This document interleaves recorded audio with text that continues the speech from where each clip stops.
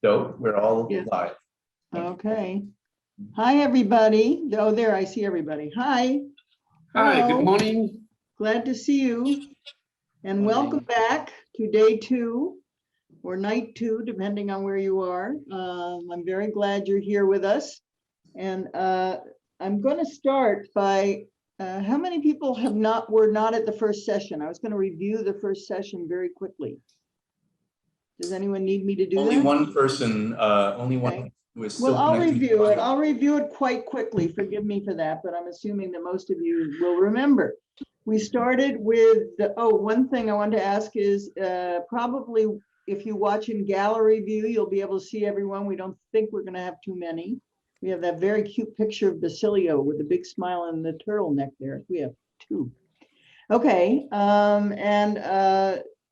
also, I don't think I need to remind you to turn off to mute unless we call on you, which of course we would love to do.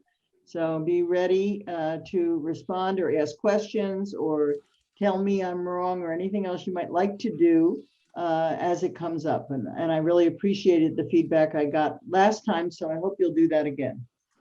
As you may remember, we started with a video clip from Jimmy Kimmel, which was this is just a list of some of the things we covered in the first session, and I'll go through them, as I said, with some speed.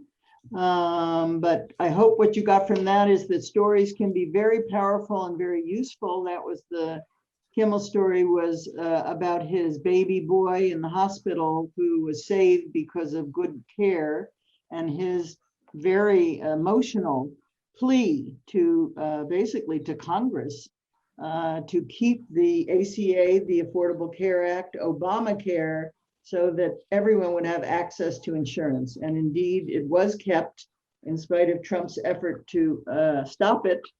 And we still have it now, and it's very, very important. We're having many, many more people sign up for insurance as a result of this, which allows them at least some protection in all the serious health problems that they do have. Definitions of story. Anyone remember any? Anyone want to jump in?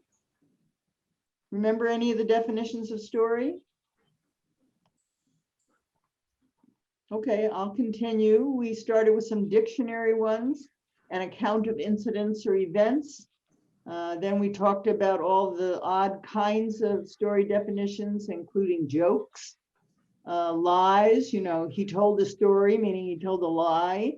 Gossip, which is so often a really important story in human communication, even though the word makes it sound sort of negative, but very much a human process is to talk about other people with other people. And my favorite definition, which is not for everything, is someone wants something badly and has trouble getting it. And I think that you'll find in this work that we'll be doing today in the exercises that you will be able to use that as a way to sort of focus your story development if you want. Again, no requirement to do that. Remember that everything's not a story. We went through a list of things that were not a story. I sort of like stop signs, databases, menus, lots of things that are not a story. And then we talked about the elements of story. Character, the importance of character, that somebody has to be sort of the primary character. And in big, dense stories, we can have multiple characters. In the kinds of short stories and what we're working on in these workshops, I think you're going to want to think about a single character or maybe a couple characters at different points to get at different health issues. But you still want to always think about character, making it specific, making it interesting, making them not stereotyped.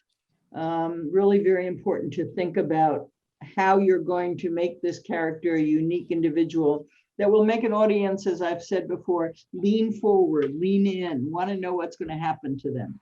So the specificity of character is a really important thing to think about it. The specificity of setting, which was another element that we talked about. Setting, which could be the time, the season, the place, interior, exterior. It could be a mix of all kinds of special places. But again, the more you can visualize it and explain it in a compelling way, the more the audience will recognize it and get more committed to your story. You really want to think about setting as an important piece of the puzzle. Trouble, you got to have a problem. You have to have obstacles. You have to have struggles. We have lots of language for trouble, but I actually like the word trouble. And I really want to encourage you to realize that you can't minimize the trouble. And matter of fact, if you're going to do something, maximize the trouble. Obviously staying accurate and ethical, but make sure that it's very clear that the character or the situation has obstacles in it and problems. And of course, most of our health issues do. The plot, what happens and in what order it happens, how do you develop it? We've talked a little bit about the structure, and I'll go into that a little more in a minute. But the idea that things happen in a certain order and they're happening in that order because it's going to make a more compelling story. Sometimes we change the chronology to make sure that we can develop that story in a way that people can follow it and understand it. Sometimes we have to set something up that pays off later in the story. Point of view, someone has to create a point of view for a story. Otherwise, we sort of get lost and don't know why we're watching it. And you don't want your audience to end up saying, why did I watch it? Or why did I hear it? Or why did I read it? You really want the audience to be with you and understand what you're doing. And finally, it has to have some resolution. And by that, I do not mean a happy ending. Many stories do not have a happy ending. That's fine. But they have to have some resolution or we feel very dissatisfied.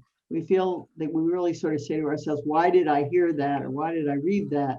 So you really do want to think about how you're going to resolve the story. Maybe there's something good happens and something bad. Maybe there's a moral or a theme to it. There often is. Try to remember not to be scoldy, not to stick that finger in people's face and tell them what to do. Because that kind of moral, particularly if it's directed at your intended audience, usually turns them off. Okay, any questions so far? Anyone want to add anything or subtract something or ask a question? You with me so far? Okay. Let's go to story structures. We talked about the 3-act, which is a very common structure with a rising line of tension. Remember the little triangle that's sort of not even on both sides? It takes longer for it to go up to the climax. You're not seeing my finger, I can see. To go up to the climax and then to have a shorter 3rd act that resolves the problem. So again, a very helpful piece of structure that can really make your story work better and again, keep the audience connected.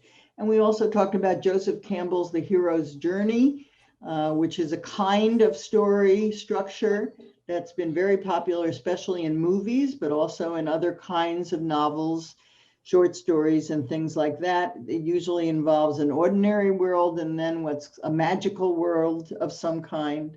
And some mentor that takes the hero through the story.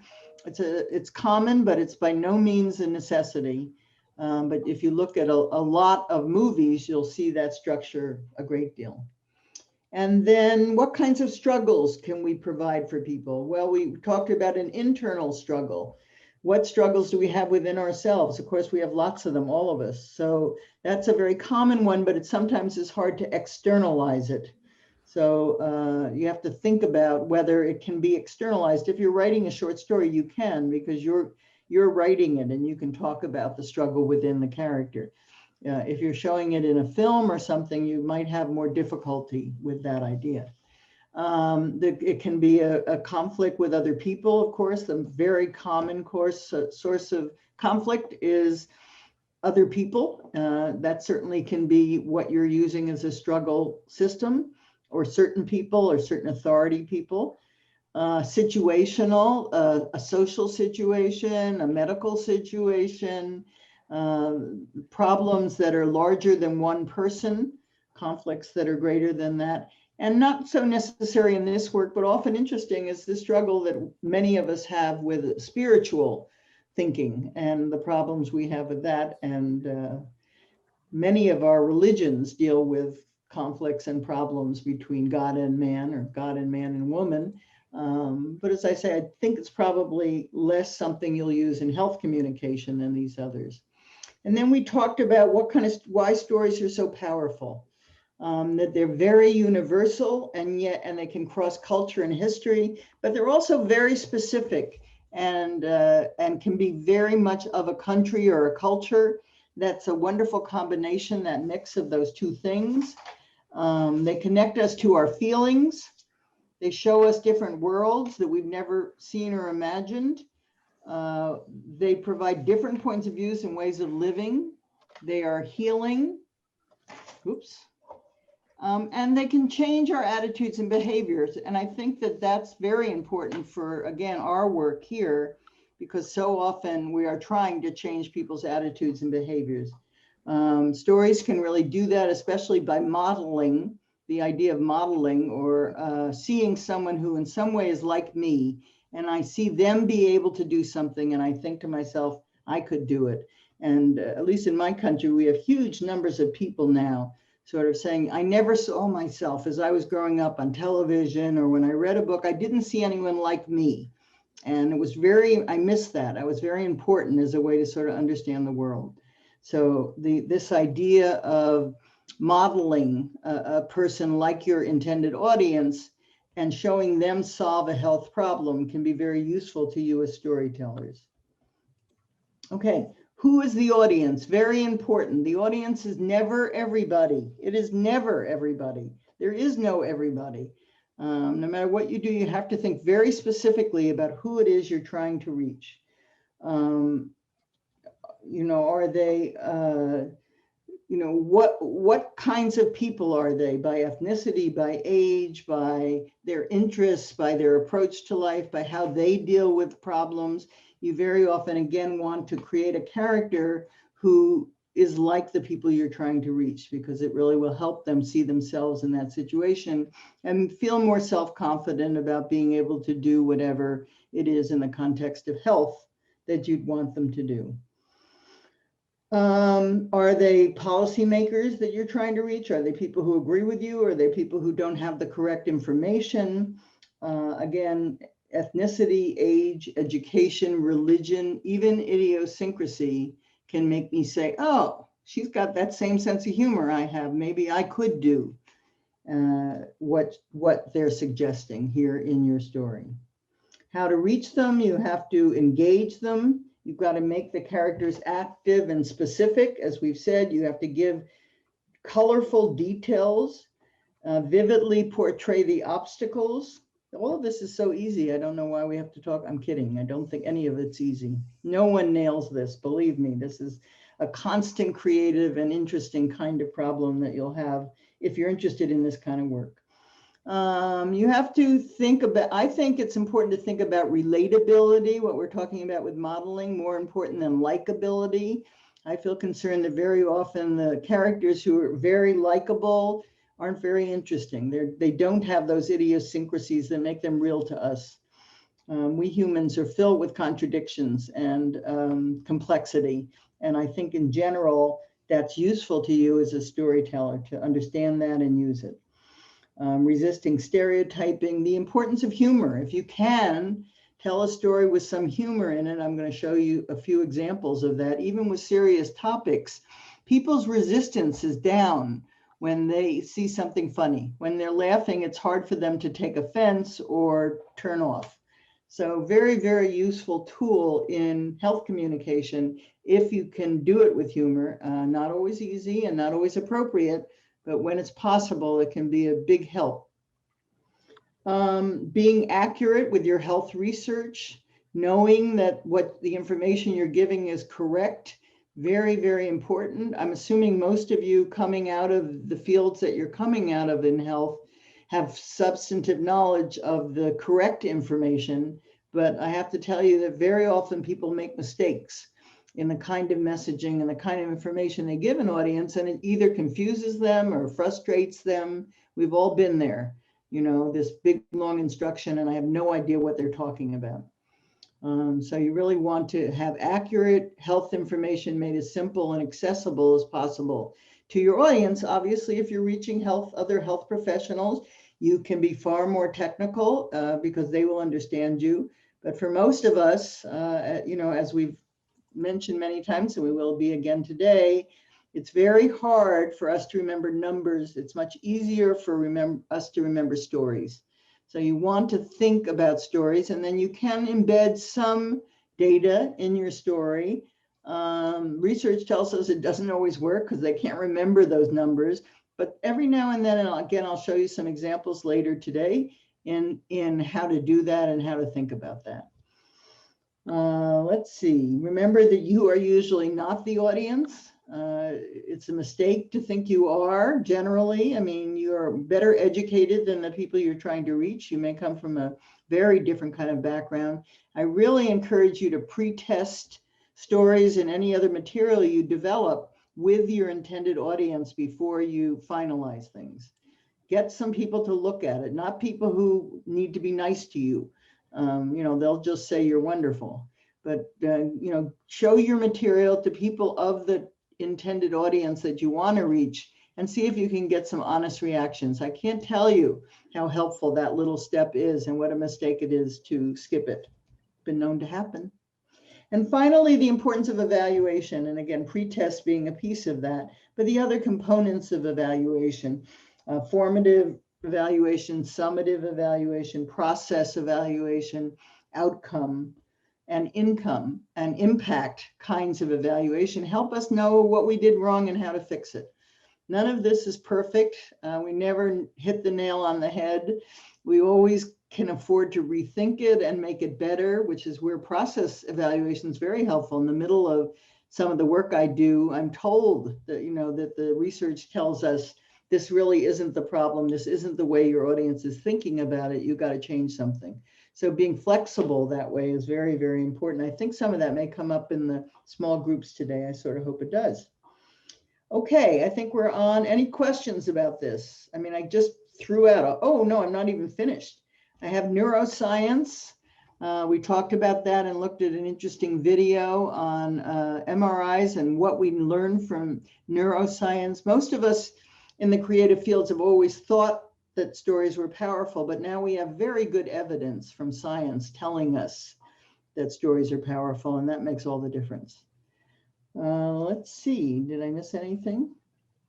I think that about covers a summary of the content. I'm sorry, it's a bit overwhelming, but hopefully it'll remind you of some of the topics that we have covered and why it's so important to think this way as you write and develop stories that you can use in your own work.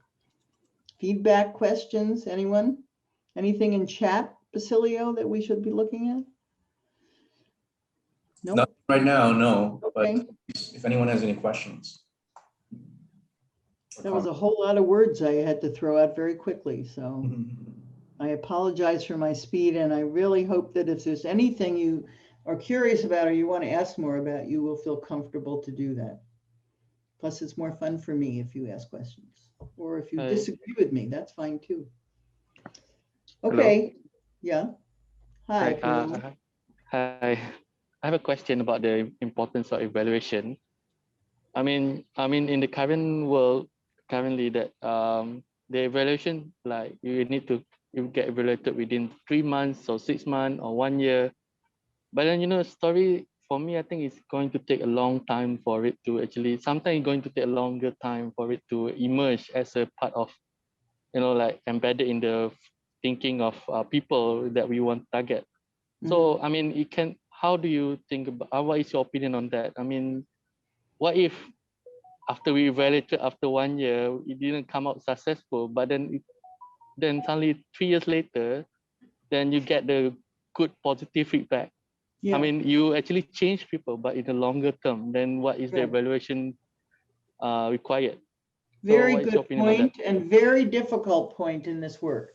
First of all, so much of our work is funded by donors or people who want to see results. I'm assuming many of you know that. They're not willing to wait 3 years. Second of all, I think there are many complex reasons why people change, and it's probably not just our story or our communication campaign or our media outreach that causes them to change. It's a very complex set of issues that convinces them, to try something different. Thirdly, they forget. Some of them just, you know, again, good campaigns have reminders in them and multiple media over time. Today, we're just talking about stories as a piece of that broader puzzle of bigger strategy, but we're using the same components of thinking. The best thing I can say about your excellent question is I think it's worthwhile to do evaluation right afterward. And then if you have funding and patience and you're smart, do it again a year later, and then do it again 3 years later, because that again will help you. This is a cycle. It's not a one-time thing, you know, and as you point out, it's complex and long-term. So if you're in a situation where you can go back and reach those people again and see if they've changed over time, that's terrific. Another thing we use in this, which I have mixed feelings about in evaluation, is the idea of intent. I intend to get a shot. I intend to fill in the blank. You know, I personally intend to do many things that I don't do, and I imagine I am not alone about that. So again, I see somebody clapping. You know, I'm not sure that that is a excellent indicator of change, but it's commonly used as a way to sort of get at your point, which is they didn't actually do it, but they think about it.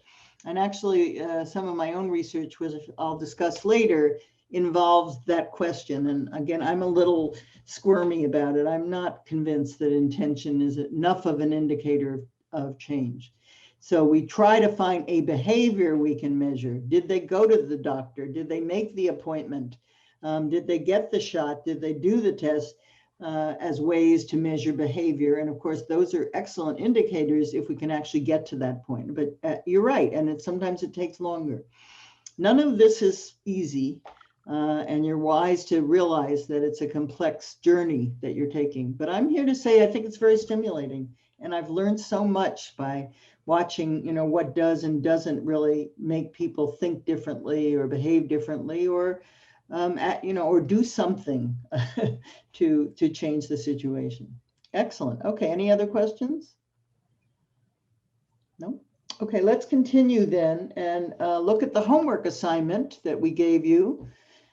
This is the assignment that you were given the other day. Select a photo from your work, from wherever you can find one that you like, and emotionally a photo that helps you to connect, that means something to you. Write a short story about it. I hope they were short. It can be based in reality, but also adapted from what you've learned about better creative storytelling. Remember obstacles, remember character, remember some of the things we've discussed as a way to make your story more colorful and hopefully to make your audience, as I say, lean forward, lean into it. Make sure it gives accurate, health or appropriate messages. Remember to think about who the audience is and write that down. And also, what do you want them to change or understand? Again, we've just sort of talked about some of that. Being clear about it will help you focus your story in a way that hopefully will get people to identify and see that it's a change they can make. And then bring that to this class. Now, has everyone done this assignment? So, Basilia, do you want to do it in one group? Are we small? Yes, let's keep it in one group. Okay, good. Well, I like to see all your faces. This is my pleasure. So I'm glad to do it this way. Okay, so I think what we would want to do then first, Basilia, do you want to run this or do you want me to? Why don't you do it? Sure, let's get started. So what I'm going to do is, for those of you who want to share, I'd like to give you the ability to share a photo that you want to talk about and share with us a story that you wrote about it. Who would like to get started? Otherwise, I'll just pick randomly. Great. Sue, welcome to our group. Sue is actually a good friend and Doe, and she's joined us today after watching the first session. Great. Would you like to share with us? Is there anything that you have a question about that we should be talking about before we continue, or are you pretty well with us? I think that your video was incredibly instructional. Oh, thank you. Okay, great. I'm delighted. Thank you very much. Okay. Can we hear what you want to share with us, Sue? Can I just share one of the documents that I was working on, if that's Of okay? course. Yes. Yes. Show all windows. Okay. So basically, the two pictures are interrelated. Is it too small? Shall I increase the size? Yes, Okay, please do. right. So if you could see here, it's a screen cap, right? This is the first image as a screen cap of a Teams meeting. And the second one is this one. So this was captured, I think, sometime in April before we went into total lockdown. And just to share, I'm an editor. So one of my jobs is with the Academy of Sciences Malaysia. I'm working with them to help them prepare this report that they issue every 2 years, which is essentially a snapshot of the country's science and technology development progress. So basically in this picture, it's about the kind of how we work together. And what struck me most is that it's a lot harder to work together because this is a collaborative effort. So here we have the analysts from the academy, as well as the subject matter experts from, at this point in time, they were from Monash University, now they've moved to Sunway. So we found that face-to-face interaction has always been the best way to engage with each other, the way we can bounce ideas and generate new analysis when we look at the data. It's a lot harder when you do it virtually because it's mentally taxing. I'm sure all of you have experienced the same thing where you get Zoom fatigue. It's a real thing. So, but what I also noticed is that in the excitement of bouncing ideas with each other is that we were absolutely immobile. We don't move. So this is the short thing that I wrote about it. I don't, it doesn't look like a story at this stage because my brain is still, disengaged about writing creatively as a narrative instead of making it very factual and so on. So yeah, this is the pictures that I chose. Can you give us the text again? I wanted to make sure I could read it all. Oh, do you want to read the text as well? Yeah, Okay. I do, yeah. Sorry about that. That's okay. Okay. Where did I put that? Hello, there you are.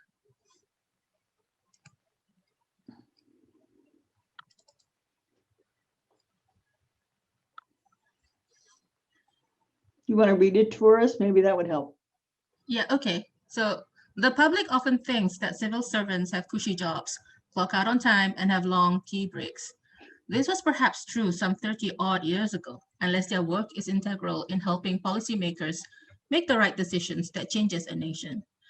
It is not unusual for these unsung heroes stealing time outside of the office hours to bounce ideas at speeds faster than the volleys at Wimbledon, crunching data that would later be molded into ideas that shape action plans. Oftentimes, they do this at the expense of their health. Prior to the lockdown, when meetings are still permitted, they whiled away hours seated together, sketching mental pictures that put their ideas to work. During the lockdown, they still do so, while sequestered at home, disembodied voices, weaving narratives to inform those in power, while skillfully navigating the treacherous waters of the politics of policymaking. Long hours spent with stress hormones spiking in their blood increase the pressure on their circulation, hardening blood vessels, inciting clots that can grow and block precious oxygen from reaching vital organs. The mental stress of balancing work and life, dealing with the demands of various stakeholders, rob them of sleep and meaningful rest. Hurried meals made of the easiest at hand with little consideration beyond the quick energy hit, and little to no time available to coax the cramped muscles to move beyond slumping in seats while their brains race a mile a minute, exerts an enormous and silent toll on their bodies. Pathologists will tell you that the human body can take an extreme amount of abuse before breaking down. But we should not wait until that happens before taking care of the talents we have in our midst. Okay, thank you. May I stop sharing now? Yeah. So I have a question, and perhaps others of us do too, and I see Uday clapping. Who's the audience that you're trying to reach with your thinking here?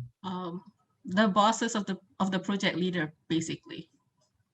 Okay, and do you know those people well? Are you pretty familiar with who they are and what they would respond to?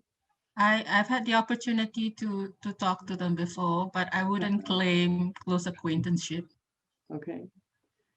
Anyone else have some questions that would help Sue sort of think about how to take this material, which is a good exercise, although we don't have a great deal of time, and structure it into some kind of a story? How would you take her ideas here and structure them into a story for this audience of opinion leaders, you would say? Is that right, Suze? Yeah. Can somebody help me? Yeah, Reem. I think it's my humble opinion. I think maybe because she said about she's portraying explicitly the condition, but I think she can make a character like third point of view.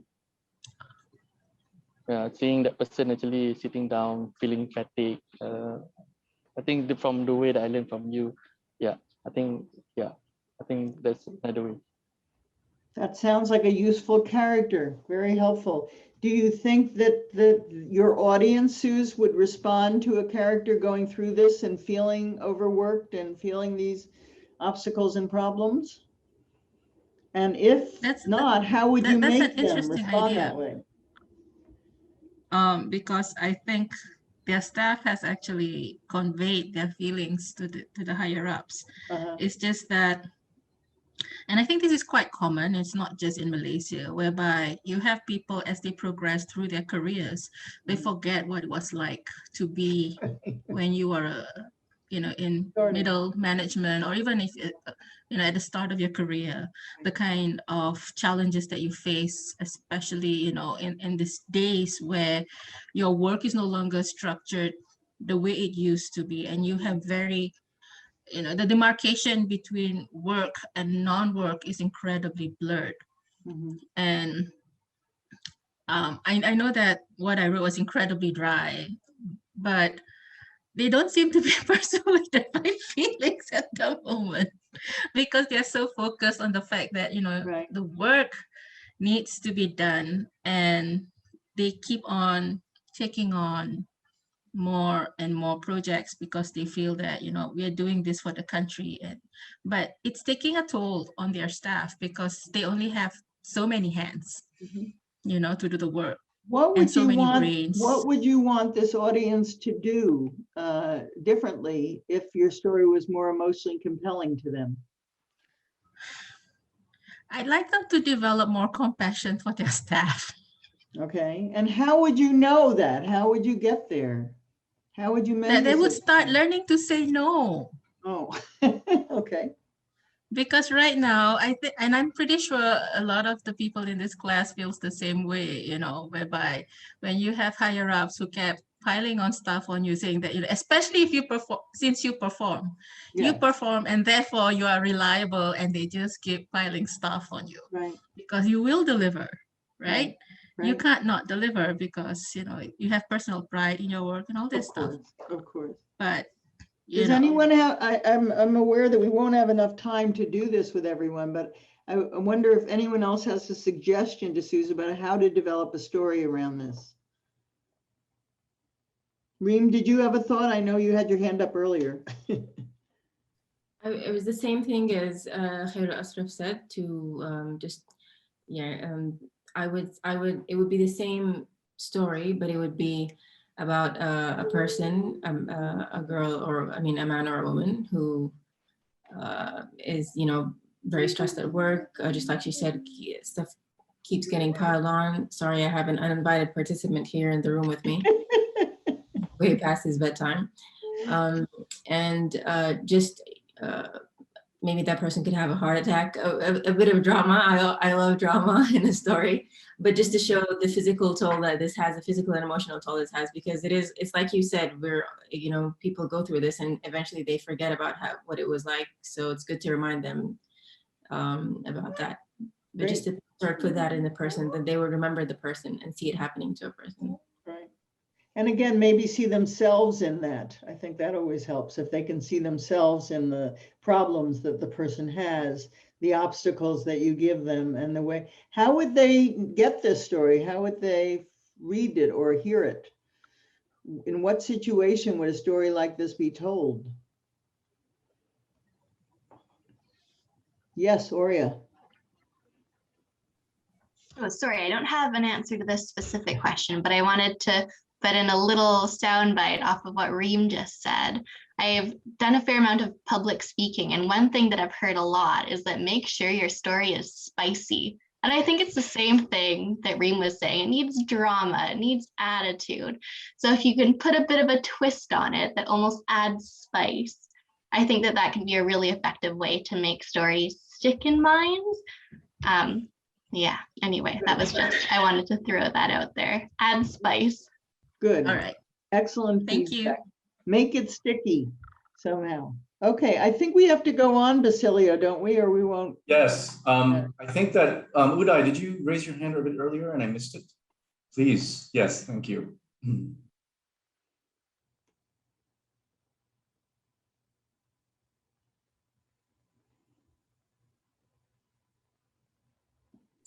No worries if the mute button is fiddly, happens to me too. And do you have a picture you're going to show us, or? Yeah, I'll ask him to. Okay. Yes.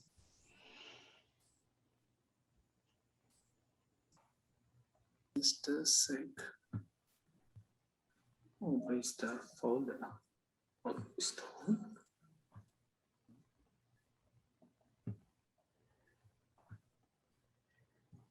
Okay, So just it is why don't you visible. explain the picture and then read your little story? Would that be okay?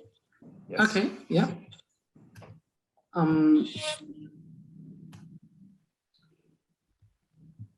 So it is visible to you all? Yes. Yeah, okay, perfect. So yeah, what I want to like this picture, actually, first of all, I need to tell a bit brief about myself.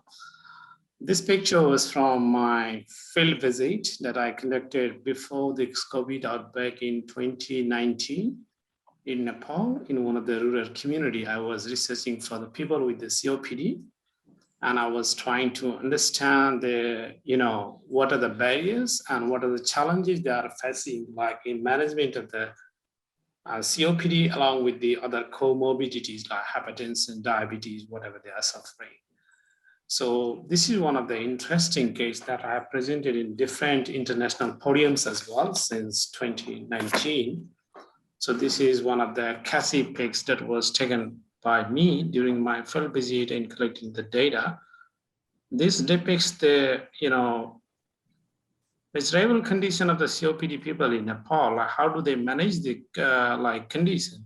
So this is one of the patients. She belongs to one marginalized community, and she was the one she was having multiple, she was taking multiple medicines for the COPD condition.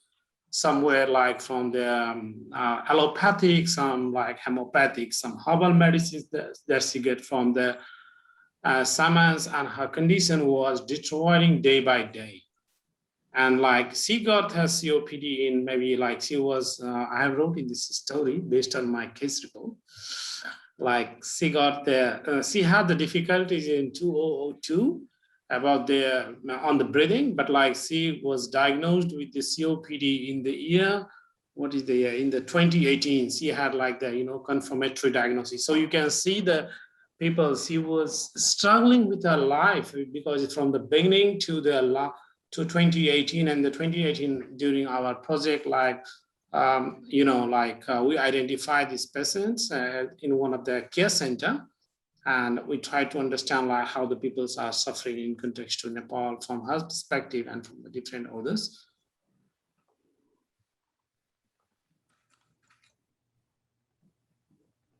So this is the story. So do you want me to read? Please. Yes. Yeah. Okay. Sunita, name changed. Age 58 years, was a casual laborer working in the construction company with daily wage of $3 USD. She represents one of the many women from the marginalized Madhis community, like Madhis community in the Nepal, who are having like difficulties in breathing. Because of the poor socioeconomic status, Sunita was using solid biomass fuel to prepare her food in the poorly ventilated kitchen. More importantly, she used plastic food wrappers to cook the food. Evidence shows that aerosols originating from the burning of the plastics are proven to be more toxic for the respiratory health. She was not aware of the health consequences of the kitchen smoke and the impacts of burning plastic. Sunita was having breathing difficulties since 2002, but she first visited Community Health Care Center in 2009, where doctor diagnosed her with asthma. The medicines prescribed to her, doctor did not work for, and that forced her to visit the shaman because, and then like where she was prescribed, like shamans are like, self-prescribed doctors in contrast to Nepal who don't have license, but they practice in the community. That's illegal, but like they practice that. So based on the shaman's recommendations, so use various unproven plant products such as holy basil leaves, crude herbal extract, turmeric powder, marijuana, a smoothie of curd and the beaten rice. She used everything to treat her to get rid of the condition. Later, she observed that the recommendation of the shamans worsened her health. After years of living with the complete disease, in 2018, she decided to visit physician at the Chastity Healthcare Facility, located 40 kilometers from her home. A physician diagnosed with a COPD, along with other two conditions, hypertension and diabetes. After the physician mentioned to her that medicines would just treat but not cure the disease, she felt hopeless and could not find the ways to survive. She said, I need to live, but after knowing the conditions, I feel like I feel it's better to die now. Sorry, there was lots of mistakes. I just wrote this in this morning. She expressed that family members from whom she contributed her entire life did not turn up to support her during her difficulties. This depicts that many people with the COPD are misdiagnosed and do not have a complete diagnosis or don't get enough support from the government and their family members in Nepal. Currently, Sunita is residing in an old care home in rural Nepal and being supported by the local organizations and people of the community, government, and the related related stakeholders, so create supporting environment for the people with COPD in rural Nepal. Okay, thank you. So anyone have some feedback, some questions, or some thoughts? Yes, Karuf? Kairul, is that a hand for later? I think that's later. Yes, no problem. Any reactions to it? Personally, I learned a lot just from this very brief story. Me too. Full of information that I didn't know. And I appreciated U-IIGH sharing the story. I think it's a terrific frame for a story. Oh, please go ahead, Suze. Yes, I just have to say that, thank you for portraying Sunita, because usually women's stories don't get shared a lot, and the fact that you painted her with her family that no longer supports her because she's now ill, and that gives us a very good insight on what life is like in rural Nepal. And that's something that you can also see some similarities with other parts of the world when you have ladies who are older and when they are ill, and usually, they've been the caretaker for the family their whole life. But it doesn't mean that the favor gets returned to them. So I just want to thank you for sharing her story, because it's beautifully done. Thank you very much.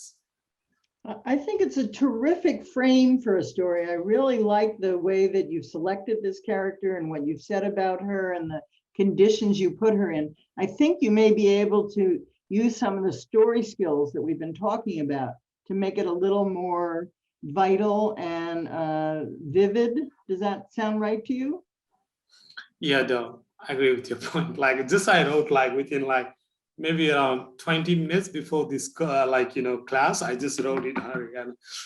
So yeah, that's true. Like I had to polish it. Yeah, I think you want to use some of, but you've got the structure already of a good story. You have the obstacles, you have somebody with a problem with her health. What she finds out isn't very helpful to her. I think you brought in some of the very important social pieces of this. I like the idea that you said it's for policymakers. Is that correct? Yeah. So again, how would they access it? Would you be telling this story to them? How would they know to get this story? Yeah, that's very good question. Like, yeah, so my answer is like, I always try to, take these stories to the different conferences where like, when I come to know like the government officials from the Nepal or the developing countries are visiting those conferences, I always particularly present these findings over there. And I just want to highlight that just because of this study, government of Nepal in 2019, they conducted the National Survey for COPD in Nepal. Mm-hmm. And for this story, this year, luckily, I received, I'll take this opportunity to say, I received National Health Award in Nepal for recognizing this system.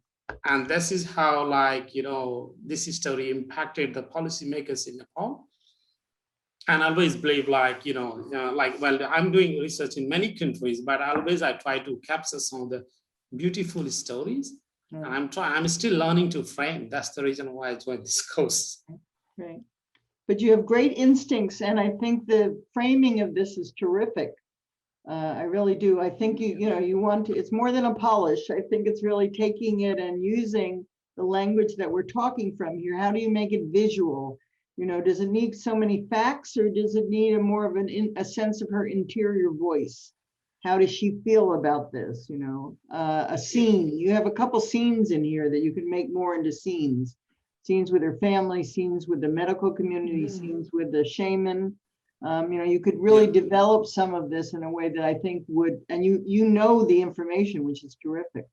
I think it's a great first step. I really do. And I hope you will continue to work on it as you can actually, if you want, in the workshop today, our final small workshop, which I think we'll have to divide, Basilio, because I can see we won't get through everybody, would be a nice place to sort of begin to start to work on it from the story point of view, since you've really got the bones down and the structure and the social issues so well. So very nice work. Next. Thank you very much, Uday, as well. Khairul, I think you're volunteering. Oh, okay, yeah. I'll be happy to give you share permissions here. Thank you.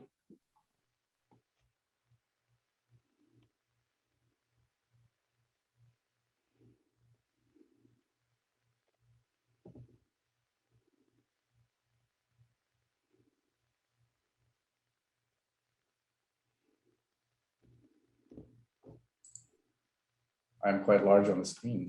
Can you see? Yeah, I think you chose my Zoom. Yeah, there you go. Okay. All right. We got it. Okay.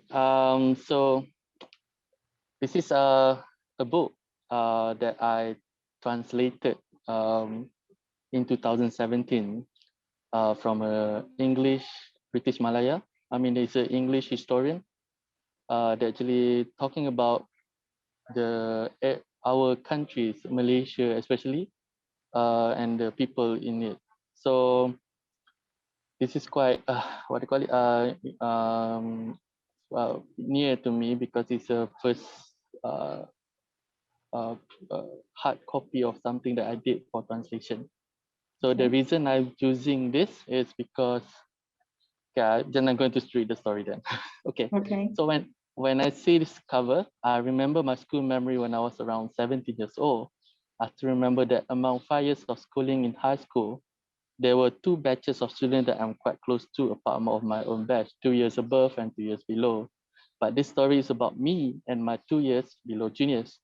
During that time, our government decided to implement a drastic change within the same year, changing the language of STEM, the science, technology, engineering, and mathematics subjects, from Malay language into English in primary and secondary school. These juniors were the first batch of these changes happening while I was learning in Malay language the whole years. But bear in mind, we are in this bustling city center of Kuala Lumpur where the access to English medium is quite high. Unfortunately, this poor junior was struggling so much with those subjects, and as a good senior I offered to teach them the subject, and guess what? I taught them in Malay. And well, they finally understood this subject better and got the good grade themselves. And why I'm telling you this piece of memory, because I think that memory is the start of beginning the end with this book. And you know why this is important? UNESCO believes education based on the first language or mother tongue must begin from the early years, as early childhood care and education is the foundation of learning. And this cover of book is a translated book by myself, and now I realize I would not have done this if I did not experience the above story. Translation is a way to give access to knowledge and information to those who are not privileged enough to access it using a second language. Since this book, I have been translating with the mindset of transmitting knowledge to others. Okay, Yeah, thank you. lovely. Someone else want to step in? Come. All right, I'm going to start again with the same questions. I think it's a terrific beginning, and I'm delighted with your connection to this book and your personal connection to these ideas. And I think that's very compelling and really will help you as you get more into writing it. Can you put the text of it back up again, Basilio, just so we could see it as we talk about it? Let me. Irul is working on it. Okay.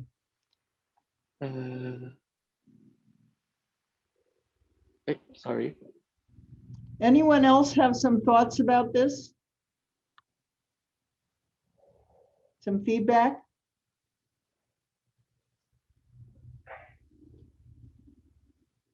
Yes, Soria. I think I first thought that this was an incredible feel-good story. You read those last two sentences, and this is what I keep in mind when I translate, that I'm transmitting knowledge to others. And it kind of hits you in the heart and you're like, oh man, that's good. I think my only piece of advice for this is to, perhaps in the middle, add a little bit of spice when you're talking about the juniors that were struggling with STEM subjects after the switch. If you talked about someone that had, for instance, perhaps failed an exam, or said that they were going to give up on their life's dream, or that they thought they couldn't go to university anymore, it would add just a little tidbit for the brain to hold on to give it a little bit more emphasis. But other than that, I love the story. I think that I think that it stays with you with the way that you ended it. Oh, thank you. Others? I would have to say that, this really hits very close to me, because when I went to university, my course was taught totally in English, and I knew that I had brilliant classmates, who struggled because they just didn't master the English language. And so something like this, I think if you have to develop it further and push this story to the right places, I think it would be immensely valuable, Harold. Thank you for sharing. Thank you for the Others? feedback. Some of you haven't spoken. Do you have some thoughts? Sorry, me or? Anyone? Yeah. Yeah, I just wanted to say that, of course, in addition to everyone's comments, it might be edited a little bit to not shorten, but to maybe, because there's a little bit of, for example, repetition, or sentences could be made a little shorter. I know it's a draft, of course, but this is just because if some sentences were a bit tighter, they would deliver, a much more direct message and much more impactful. So I only got the point towards the end, but that's just me being slow. And then I realized that this is something very relatable. I mean, like people said, the whole, the language barrier and how that impedes people reaching their full potential, etc. So just maybe to edit down a bit, a few sentences, it would make it a little more impactful. Thank you for sharing that story. Thank you for the feedback. I think, again, it's a great subject and one that has not been looked at in much, and you've really added the research to it in a way that I think is going to really work for you. But I totally agree with Aurea that I think if you make the characters suffer a little more who have had these problems, you give us more to go with. If you're too nice to everybody and don't get into the details, we won't stick with you. It gets to be just information, and you can make this, both this individualized story, both yours and these juniors, the people suffering from this, as well as broadening it to this larger audience, that this is a big social problem in many parts of the world. And, really needs to be addressed if you want people to feel better about themselves. So I think it's a terrific subject, and I think there's lots here to work on, again, in the context of story structure and in the context of character. And I think the more that you build 2 or 3 people to give you examples of what it's like for people when they can't do this, what the frustrations are, what happens to them as a result of that, do they leave, do they drop out, do they fail? I think all of that really will add to the wealth of what you're doing with this. But very interesting story that is not told a lot and could use a lot more attention. Any other questions? Anyone else want to say something? Okay, let's continue. We're going to change the schedule a little, Basilia, so we can get through more. Okay, who's next? So that's not an old hand, is that right? Yeah, no worries. Who would like to share a story that they have? Reem, of course. So I would like to apologize in advance for the story. I tried coming up with a health-related story, and I couldn't. I have a picture. I had a picture, and I was trying to. I was trying to find a story that would deliver a health message that would convince elderly people to get vaccinated against COVID, because this is it's a huge problem we have these days, and we're going through a really nasty wave in Sudan. Right. And one of our major obstacles are, the elderly people refusing to do anything about COVID or anything. So I was trying to find, make use of this workshop to find an appropriate message, because I'm also working on a policy brief about this. And I think because the issue is so traumatic. My friend just lost her relative yesterday because of this, and it's everyone has a story these days. So I found another picture, which is not health related, and the story is not at all health related. So I guess that'll subtract some marks. I'm sorry, but it does. It's something that I feel quite strongly about. So I will share. I do want to point out this was never an obligation that it be health related. It was a suggestion, and you're very welcome to take this a different way. So do not feel badly. Okay, that makes me feel better. So should I just share my screen? Yes, please. Yes, you've been given the ability. Okay, so where is my? Okay, so this is the story. Okay, so the story is, so this is the story, right? Yep. Oh, sorry, the picture is still another, I'll just insert the picture really quickly.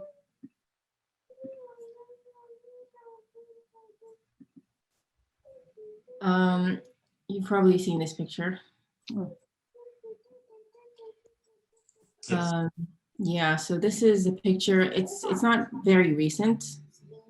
I think if you remember when the Trump administration had that crazy idea of separating children from their parents, illegal people trying to cross illegally into the country, and there was this happening, and for some reason I tried not to follow it because it was a very difficult thing, even for someone who lived, at that time I wasn't in Canada even, I was in the UAE. But you know, especially since I've had my own children, anything related that has children, it makes it was very difficult for me to not follow. And this particular picture is something that I cannot forget, and I follow the story, and I keep wondering what happened to that girl. She probably lost like all the other kids. So it brought me to another somewhat similar issue. Excuse me, mommy, please give me. So she's not naughty. Sorry. Not, you don't have to apologize. Totally fine. He's wondering why she's crying, I think. So we have, this is a campaign that we were working on in Sudan. It's part of a women's rights campaign. We have this very troublesome law in Sudanese. It's the personal something or another law, and it allows parents, or it deals with parents of children who are separated, or at least one of them, not both of them are the caretakers. So according to the law, fathers are allowed to, you know, travel with their children.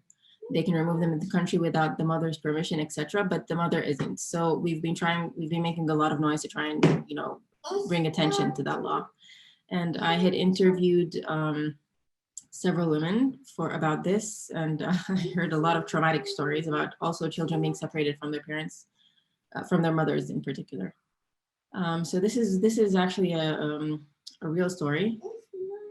It's the names are also different, but it's in essence it's the same. So I'll just read it really quickly. After a short-lived and turbulent marriage, Fadwa, this is not a real name obviously, and her husband divorced, and she returned to our family home with their 2-year-old son Hisham. The boy was in the middle of potty training, and he was sleeping badly because of a growing itchy patch of eczema over his legs. It took mother and son several days to get used to using the traditional toilet in their family's house, and Fadwa bought and tried numerous mixtures and potions to soothe her son's irritating affliction. And then one day, her ex-husband showed up with a cannula in his hand, asking if he could see his son before he traveled to seek treatment for a severe illness. The son was brought out, and the family stepped inside to make the father something to drink. And when they came out again, father and son had disappeared. It took Fadwa 2 months to get a court order to return her son, even though she was legally the primary caretaker. By the time of which he had left, the father and son, had left the country to Egypt, and from there to China, and then back to Egypt again. Mothers of Sudanese children are forbidden from leaving the country with their children without written consent from the child's father, even when the former is a primary caretaker, while fathers face no such restrictions. Fadwa and her elderly parents, armed with an Interpol arrest warrant obtained with equal difficulty, followed them to Egypt, where they stayed for almost 3 months, searching in cafes and restaurants and random crowds of Sudanese expatriates, only to walk smack into them one day, merely days before they were to board a plane to the Netherlands and disappear forever. Fadwa's appearance had changed so much from the stress and the anguish, and her son was in such a poor state of mind from the shock of separation and the constant moving, that he didn't even recognize his own mother. So this is, unfortunately, this is a real story with all the details. And the issue here was it was so easy for, you know, the dad to just take his son, jump in a car, and then jump on a plane and travel all over the place. And he was planning on applying for an asylum, I think, or something in the Netherlands with the son, while the mother had to go through all this trouble from facing his family first, and then to the police, and then to get a court order, and then to get the Interpol. And even when she got the Interpol warrant, it was just for an arrest, but not for them to look. So all these obstacles that women face when they're in this kind of situation, and it's all, you know, kind of by law, or it's institutionalized. So what I was trying to do with a story like this is to, I mean, my target audience are those people who are what do I say? They don't really recognize or relate. They hear these stories, but they can't really, relate to, because this also has something to do with the local culture. In Sudan, people generally think of children as belonging to their dads. It's a long-standing thing. So even when people get divorced, the dad gets to take the kids, even if they're too young. Mm-hmm. So trying to just show how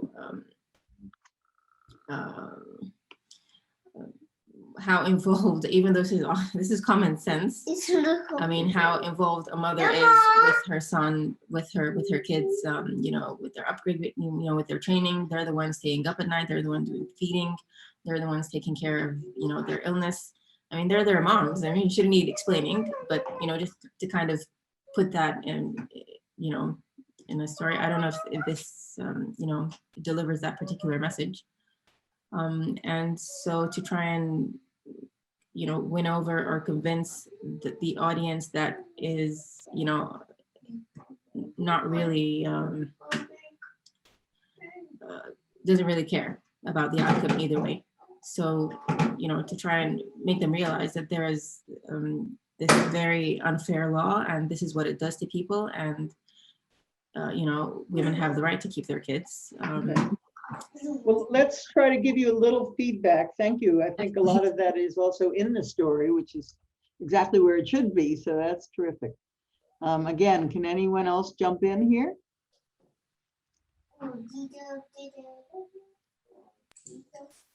No one?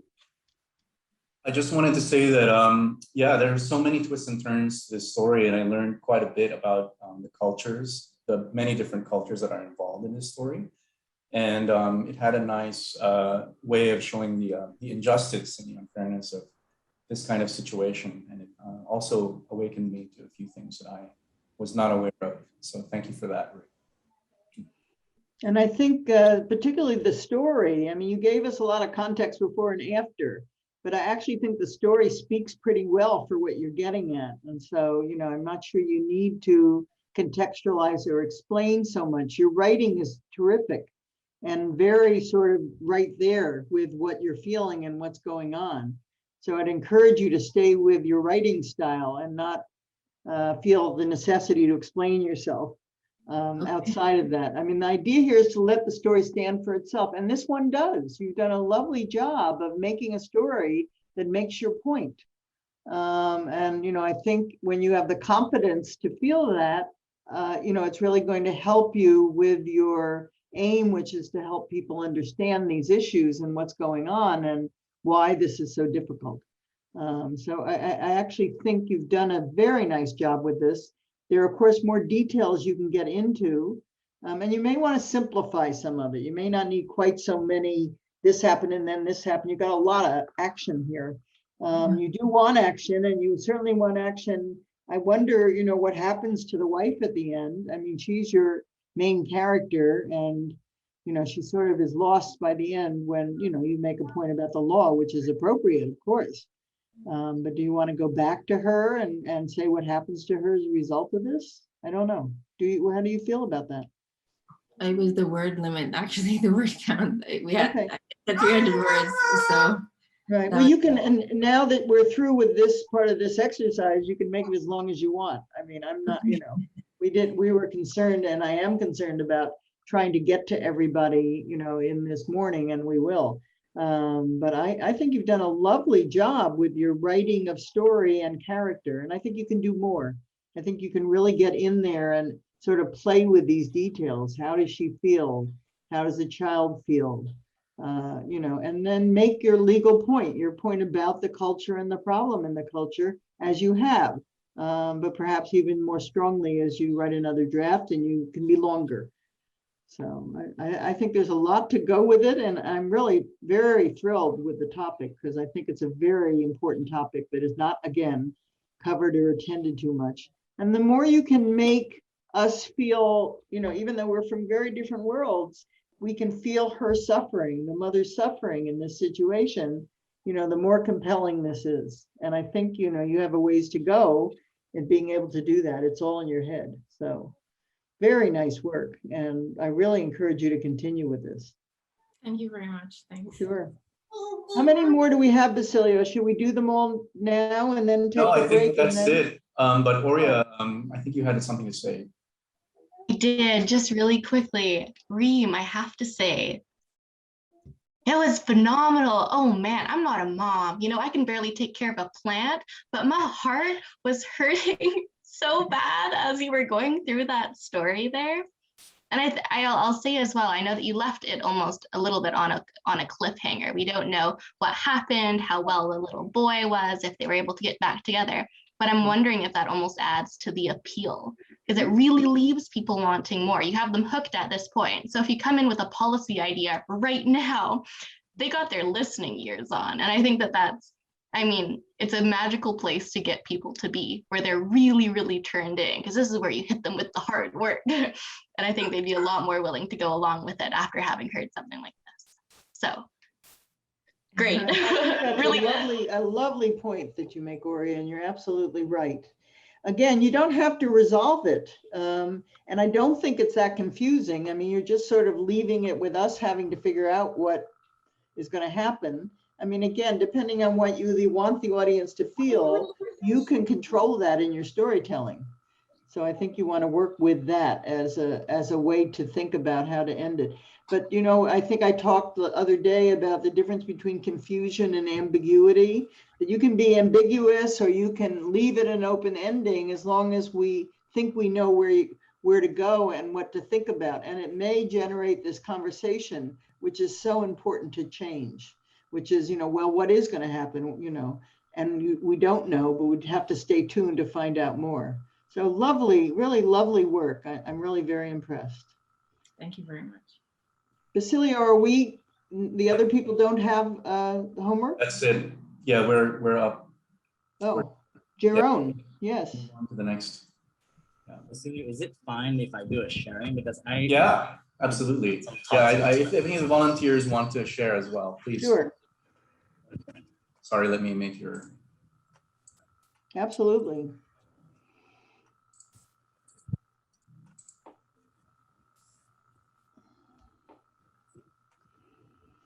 Is it okay? I can share now? Yes. Okay. Hello, everybody. Before I share my photo, just a background. So it's not related to what I'm doing in the UN. It was my previous research about poverty here in Malaysia. So it's in rural parts of Malaysia. So I'm just going to share a photo. So this is the photo. And so I'm just going to read the story before. Wait, I can start with a bit of background. So Maybe just read the story and then, so that we can see where we go with it. Okay. Why not? Sure, why not? Okay. So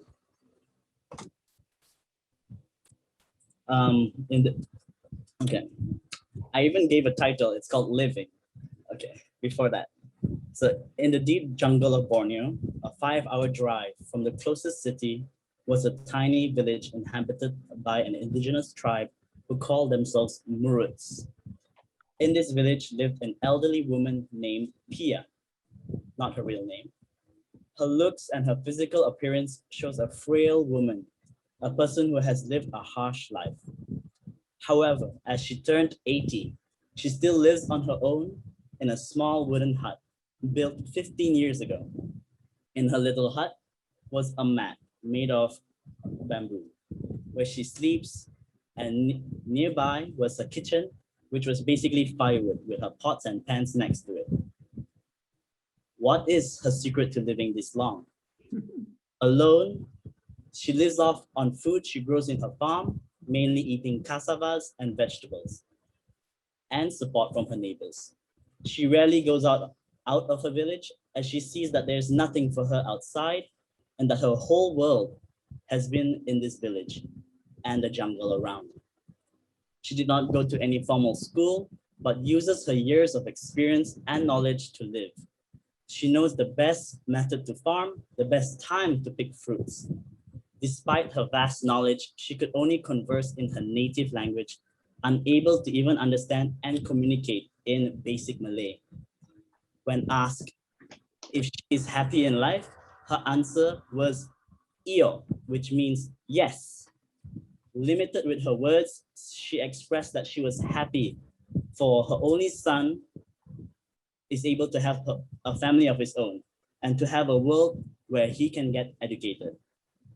What a world she has lived. She has lived in a life in isolation and solitude, away from the ever-changing expansion of modernity. I think that's all I can share. Okay, thank you. So here's the It's a story. beautiful, beautiful picture. Did you take the photo? Yeah, I did. Oh, it's stunning. I mean, you get the wrinkles in her face and the wrinkles in the background, and it's such an emotionally compelling piece. I just love her feet Yeah, and her gesture and her expression.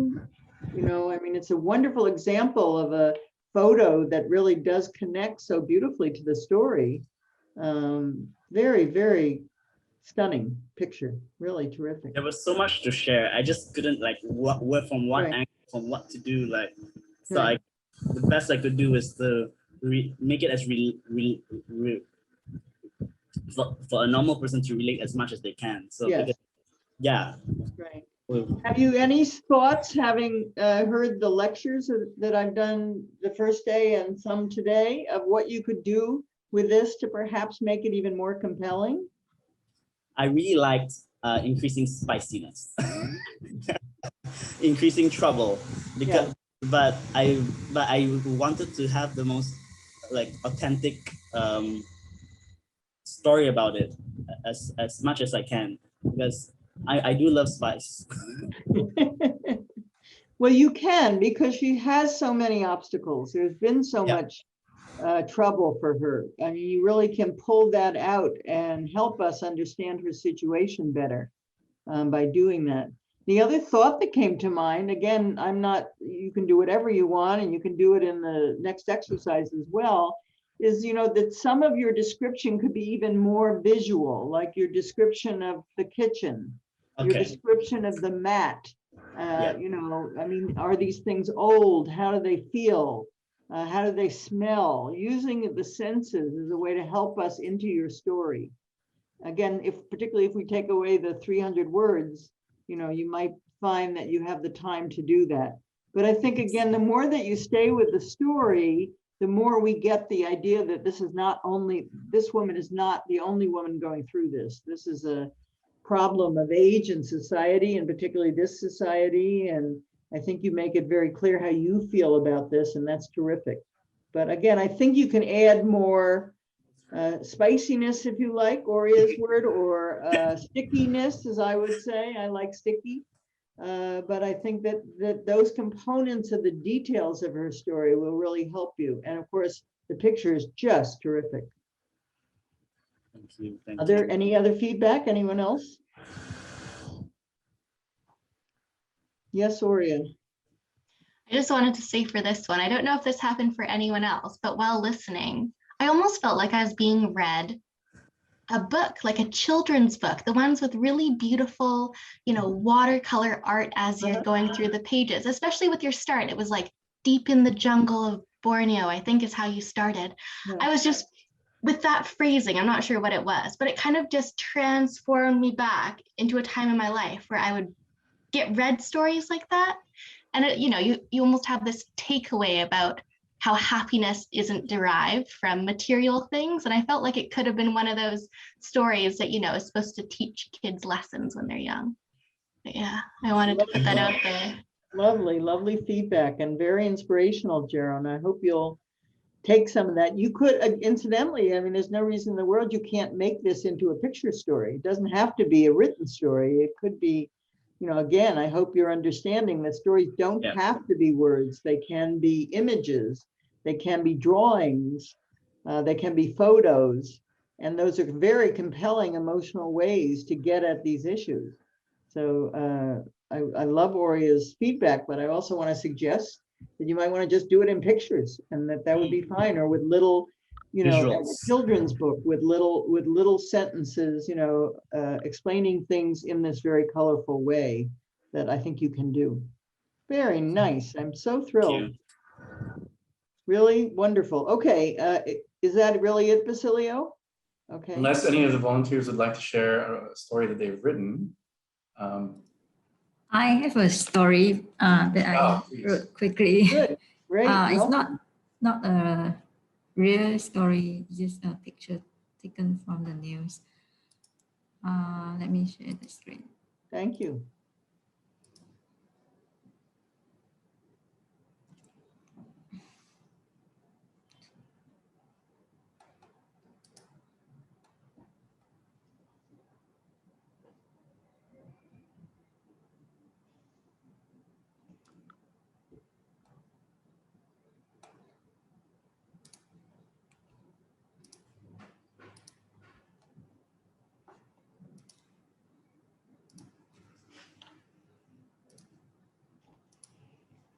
Ooh, wow. So the picture I have here is some boys sitting on top of the trees doing online learning. The setting is in Sri Lanka. So I'm just quickly read out the story I have. Baba is a 7-year-old boy, comes from a poor family. He lives in a rural village in Sri Lanka. Although his parents are illiterate, they understand that it's very important for Baba to get good education so that they can be out of poverty. Baba is a very hardworking student and he is very interested in learning, although having had to walk 2 hours to school every day. However, since last year, Sri Lanka has been badly hit by the coronavirus pandemic. Due to the COVID pandemic, the schools are closed now, and the government has announced to switch to online learning module. Baba was very sad that he was unable to go to school. His village is too far from the town and the internet connection is very limited. His parents are also unable to afford to buy him a computer or mobile phone for learning. And then Baba talked to his headmaster about his problems. He figured out that there are a few other students who are in the same situation and they live nearby his village. The headmaster decided to visit their villages and check the internet availability or signal there. After a long day trying to figure out the internet hotspot, they realized that connection is available up the hills, which means they need to climb up the trees and connect to the internet. His headmaster decided to help the children by lending them the mobile phone, but they need to do the online lesson up the trees. So one day when the students were doing the online learning up the trees, one of them fell down to the ground and broke the limb. The headmaster are very concerned about the safety of the children. Together with the headmaster and the other children in the village, Baba decided to make a petition to the community leader and the country politicians to improve the internet availability in the rural villages, and they can and hope they can provide the resources needed for online learning. That's Okay. all for my. Wonderful shot. Lovely, lovely. Again, did you take the picture? No, it's a picture that I saw from the news. It's a wonderful picture. You know, it's just stunning and sort of shocking. And until you explain it through the story, we don't know what to make of it. I think it's very nice and very, very useful to you in telling the story to have that picture of those boys up in the trees. Other thoughts? Can some other people give feedback?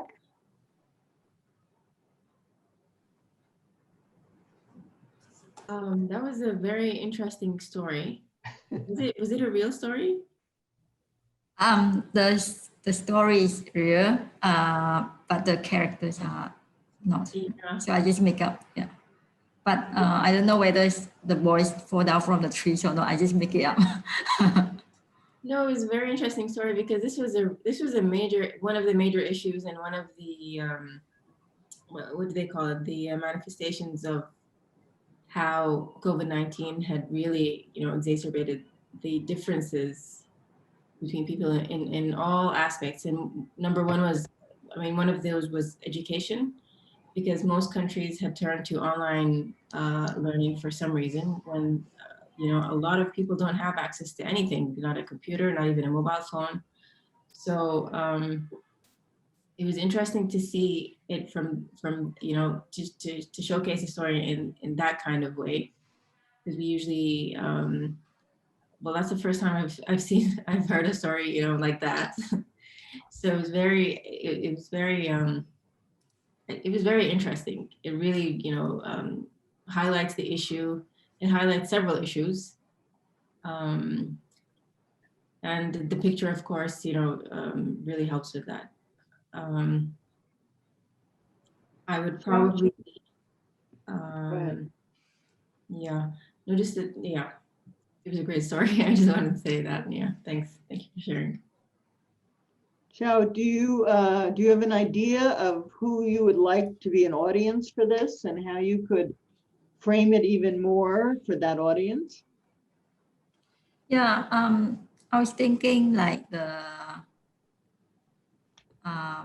any policymaker, for example, where they can,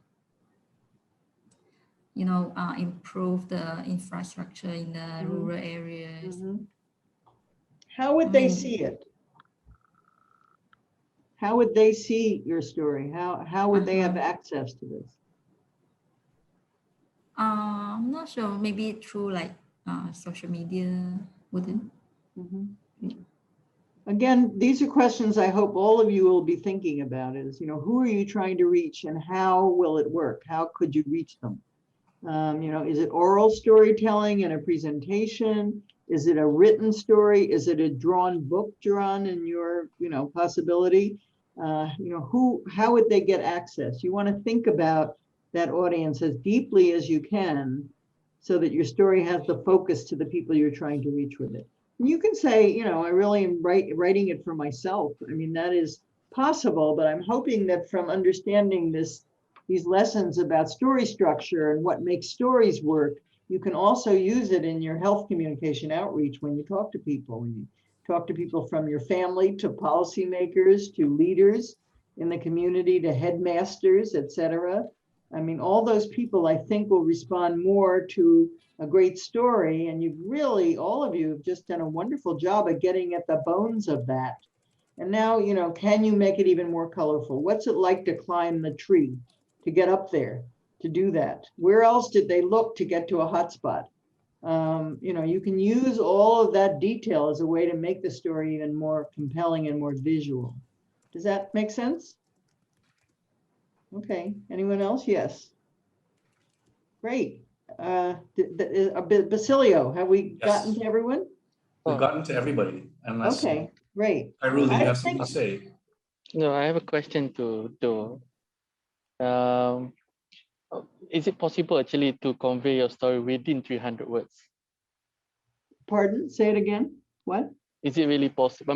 I mean, after listening all the comments regarding adding to add like spiciness, bit of here and there, is it really possible to actually convey the whole idea in 300 words? No, because sometimes you know, like because sometimes you know, like you want to put in the Facebook status or in Instagram or something, it's a limited words. Is it possible? Well, it is possible. It's not easy. Some stories lend themselves to a shorter form than others. Again, I would say, who is your audience? Where are they going to see it? What's their attention span? You know, if you're part of some kind of a conference or meeting, you have to make these things shorter. If you're writing something in a paper version, it may be able to be longer and have more illustrations. I mean, you've had lovely pictures that you've shown that I would love to see connected to your story. Is it a story that's going to be done on social media? Is it a story that's going to be done in different forms? There's no requirement. I mean, the 300 was really an attempt to get through all of you today, you know, and to give you a limit so that you didn't feel like you had to write a novel for this exercise. But having said that, there's no particular reason that it has to be a certain length. It's really, again, the length that will work for what you want to do with it and who the audience is. Some of you may want to write novels from where you come from. That's terrific. But again, I would ask you, who is the audience and how are they going to access it? If you want to use it that way, if you want to use it as a novelist, that's a wonderful gift, but you guys are all working in a very important field of health, that really will benefit, I think, from improved storytelling. And so I'm hoping you're getting some ideas about that in this process. Excellent question. Any others? Uday has a question, I believe. Yeah, hi Joe. Yeah, I have one question. I don't know if it's relevant, but like this, I want to ask, like, do you think like digital storytelling, which is better? Is it like digital storytelling is better over the written, or written is better over the digital storytelling? I think they're both fabulous means of communication. And I think the health field could use both, use better. I'm just often concerned that I see so many health communication outreach efforts that are all data, that are very scoldy, that talk down to an audience, that make people feel badly about themselves, that frighten them so that they don't want to do what you're telling them to do, because it's, there's messages we used to have about, if you smoke, you're going to get cancer and die. Those are not messages that work very well. I think they make the health community feel better, but they certainly don't help an audience. So, I think all of these different forms of storytelling can be useful in different contexts. So it really depends on what you want to do with it and where you're going to be. Some of you go to conferences and meetings where you might be able to do this with some kind of visual component as well. All of your stories certainly allow for a visual component if you want to make it that way, whether it's photographs or drawings or, anything. Because So, I feel like, in the realistic setting, like if you want to change the people's behavior in the community, in that context, I feel like digital looks better because, people will watch like a movies, and then it will give them like kind of like, sorts to change the behavior. right. But for the policymakers, but for the, like the other stakeholders who are the top notes, they may be more interested to look into the written form of these stories because they have, sorts of lack of time to watch the movies. That's right. So all of those are good questions to ask as you design this material. Who's your audience? How will they see it? How much patience and time do they have? How much interest do they have? Again, it's a very open world of storytelling. You can use it in social media, but you can also use it in a writing exercise or as the beginning of a report, as a way to get people's attention, to be spicy. I'm going to use Oria's word. So, thank you very much. Sure. thank you too. Celia? Yeah. Do we have time for one more? Okay. Yeah. Yes. Let's get it in there. Yeah, Oria, please. I'll try and make this real snappy. Let me pull up my screen for you. Looks like screen sharing might be disabled. I now have it for you. Okay. Okay, perfect.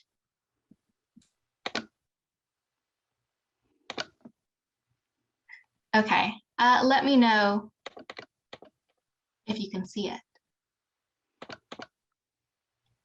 We good to go? See a part there. Yeah. There's two pictures, correct? Yes, yeah. Okay. So for context, me on the left, young, pre-diagnosis, no chronic illnesses in my body, and me on the right, that's after having lived with diabetes for 5 years. And I want you to pay attention to the words behind my head, which is people don't understand, it's not your fault. Let us, or help us strike out the stigma. And this is a narrative, or rather this is supposed to be an oral speech, I think like an oral story rather than something you read, but I am excited to share.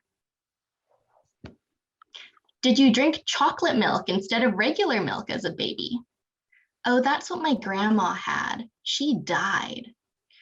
The misconceptions she ran into as a child and a teenager weighed heavy on her shoulders.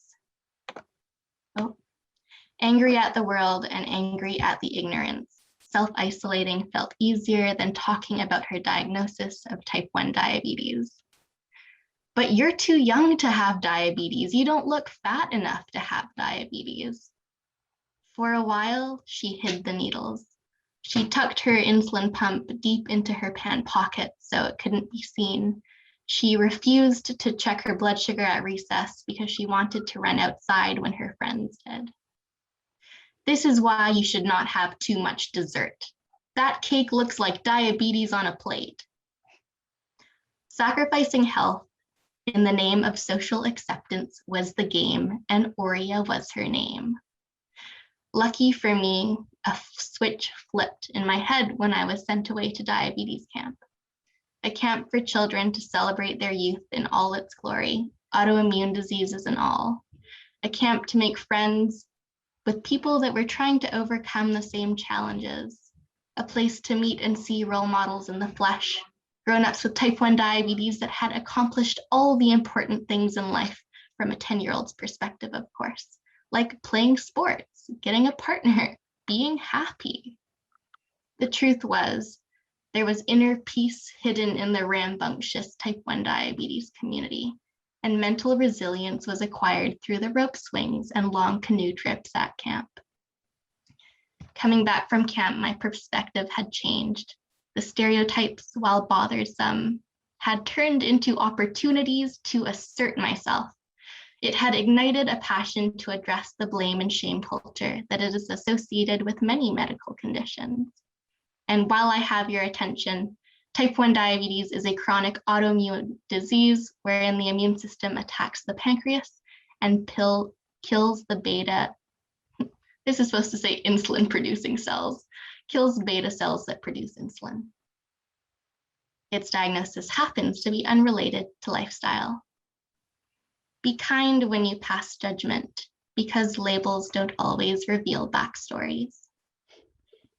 And that's the end. Mic drop. Lovely. Okay, somebody, Jerome, can you give us some feedback? That was a applause that Jerome was putting up. Oh. Yeah. Well, I'll take some feedback as well. And so will Aurea, please.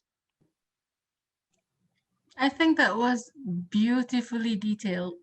You know, I could actually see 10-year-old Aurea having to deal with all those insensitive people and trying to grapple with the diagnosis and making your way through things, you know, because most children doesn't even have that frame of reference, you know, and that was, I think, beautifully done. And as an advocacy tool, I think it's excellent. Thank you. Thanks so much. I think hopefully this is something that I would do in a gymnasium, for instance, in front of school-aged kids. The demographic for this was a little bit younger, not health professionals here, but rather kids that perhaps don't have a lot of background on diabetes or have some, you know, preconceived notions about what it is. But Absolutely. Yeah. And coming from you, from your own personal experience, makes it so much more valid than as a medical professional. You're so much more compelling in the way that you've put yourself into the story, and so much more honest, that I think it would be very gripping for that audience and for other audiences as well. So again, I think it's a wonderful framing, and I do think that there's some things you might want to think about in it. Again, this issue of what kind of details can you bring even more to life? You know, I'm thinking of, you said, you started with some dialogue. I thought that was lovely, and I would put in some more dialogue, you know, as a way to create some scenes in the storytelling. You also talked about, for instance, playing sports. What does that look like for a diabetic little girl at a camp? You know, I mean, what happens? You know, I think the vividness of those kinds of scene details will really help you tell the story even more strongly and more emotionally. But it's a lovely, really surprise. I'm just delighted that all of you have come up with ideas for things that I haven't heard 100 times and that really need to be said in one way or another. So very, very nice work. Congratulations. Uday had his hand up. Yeah, thank you. Thank you. Oh yeah, your story was so phenomenal, I would say. It's just amazing. And because I don't know like how to express, but I didn't took the permission, but I took the screenshot of your last word. I really like that. You know, the framework, like the frame that you use for the advocacy can, I would say in my experience, research experience, can be like, you know, kind of like landmark to change the policies in some of the countries. Because I worked in the chronic disease, and I feel like diabetes one, even myself, I never realized such a problem. always looks for the diabetes 2. I never looks for the diabetes 1. So thank you very much for that. And I really like the point, be kind when you pass his judgment, because labels doesn't revert back stories. I really like that. And that's a very guide. I would say it's a very good closing point that can hit the brain of the readers by looking into the stories. Thank you very much. I don't have anything like more than this to appreciate your work. Thank you very much. Lovely. Gosh, thank you so much for sharing that with me. It really makes me so, so happy to hear. Great. Anyone else want to share their reactions? Well, again, I think, yes, go ahead, Reem. Just very quickly, I thank you very much for this, Oria. And it's like we were talking about role modeling, you know, for you to be able to tell the story. And it touches not just kids who need to see, they need to see someone like you who is showing them that this is, you know, it's sort of, I kind of got the idea, you know, like sticks and stones will break my bones, but words will never hurt me. So you know, it's kind of like that push for them to be able to get over, you know, the initial thing. But I think it's also important for parents, because I used to be a physician a long time ago, and I used to see, you know, how parents actually have a very difficult time getting over this as well, you know, when their child is diabetic, especially with very small children, because the kids don't understand and they don't know why they're getting all these injections and what they keep getting tested, and they can't have their candy, etc. So it also helps, you know, them, you know, a story like this would talk to them as well, not just to the kids. So thank you. That's you know, multiple audiences and multiple messages. Thanks. Great. Thank you, Okay, Reem.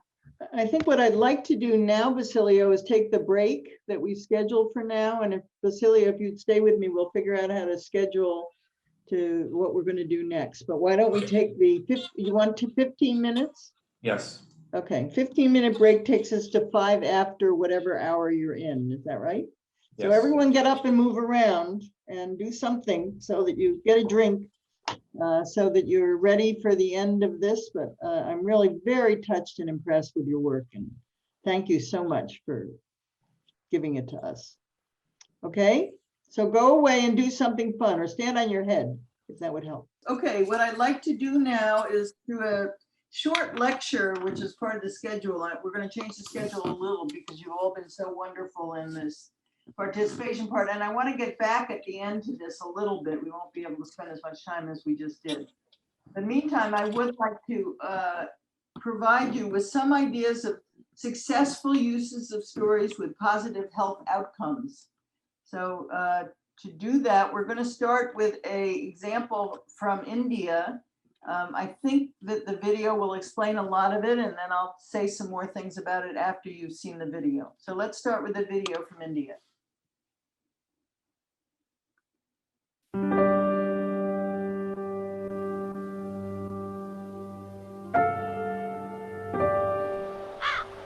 हिम्मत कैसे हुई तुम्हारी? How dare you? क्या किया मैंने? क्या किया?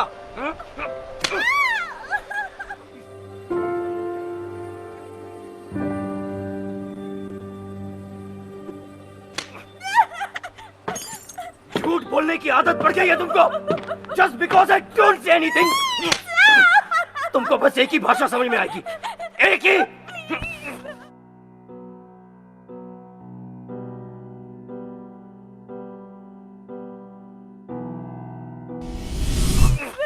एक और बार अगर ऐसा हुआ ना तो मैं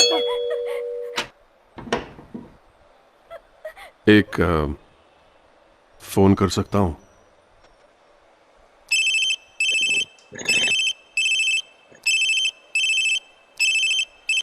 हेलो जी, हाँ, मैंने ही फोन किया था.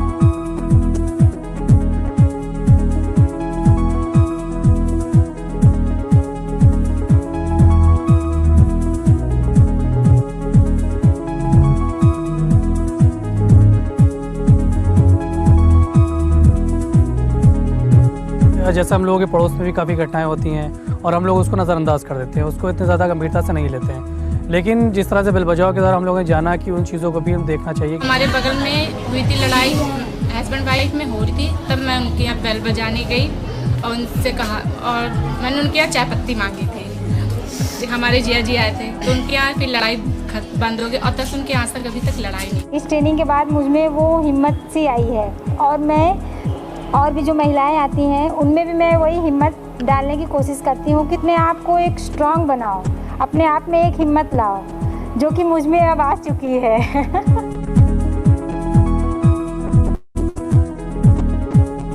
I'm Ban Ki-moon, Secretary General of the United Nations. Billions of men and boys in many countries are stopping this violence just by lifting one finger.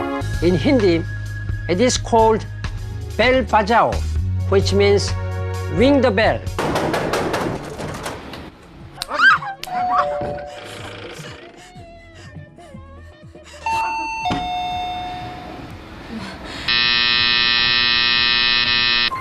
Sao tôi đi làm đây? Hả?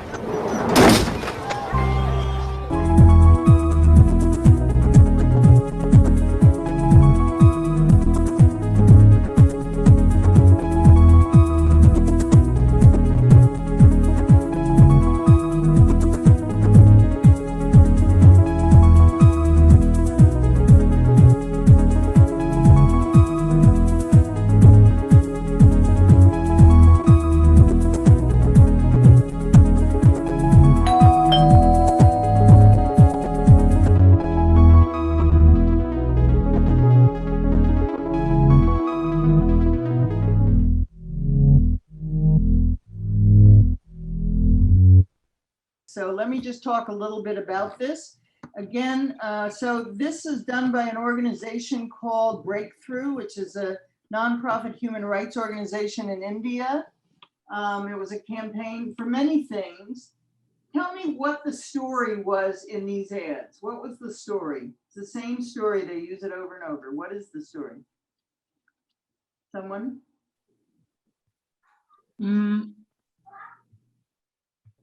It's the story of someone interrupting someone else hitting their wife, basically. Yes, and what happens? Yeah, Suze? So they interrupt the act. And I think the person, the abuser, realizes that someone is watching, or someone will intervene, or someone will call the police, or he just feels ashamed. I think that was the general feeling. The general feeling is that the person who interrupts the violence says something, but not about the violence. They say something else. And what they do is interrupt the violence by saying, I'm present, I'm here, I'm watching. And mainly, again, this was an action encouraged for men and maybe boys in a group. I think you may see oh, you didn't see the boys ad. Okay. There's an ad where the kids are playing soccer and they hear this woman screaming and they all go up together with a ball and say they lost their ball. So it models a number of different kinds of male behavior. Generally, they don't expect women to do this, and I think it's probably not safe enough in most cultures for women to do this. But they've also had terrific research on this, that it really has worked as a way to stop the violence. And it's being used in China, Pakistan, and Vietnam at the moment. Can we go back to the slide?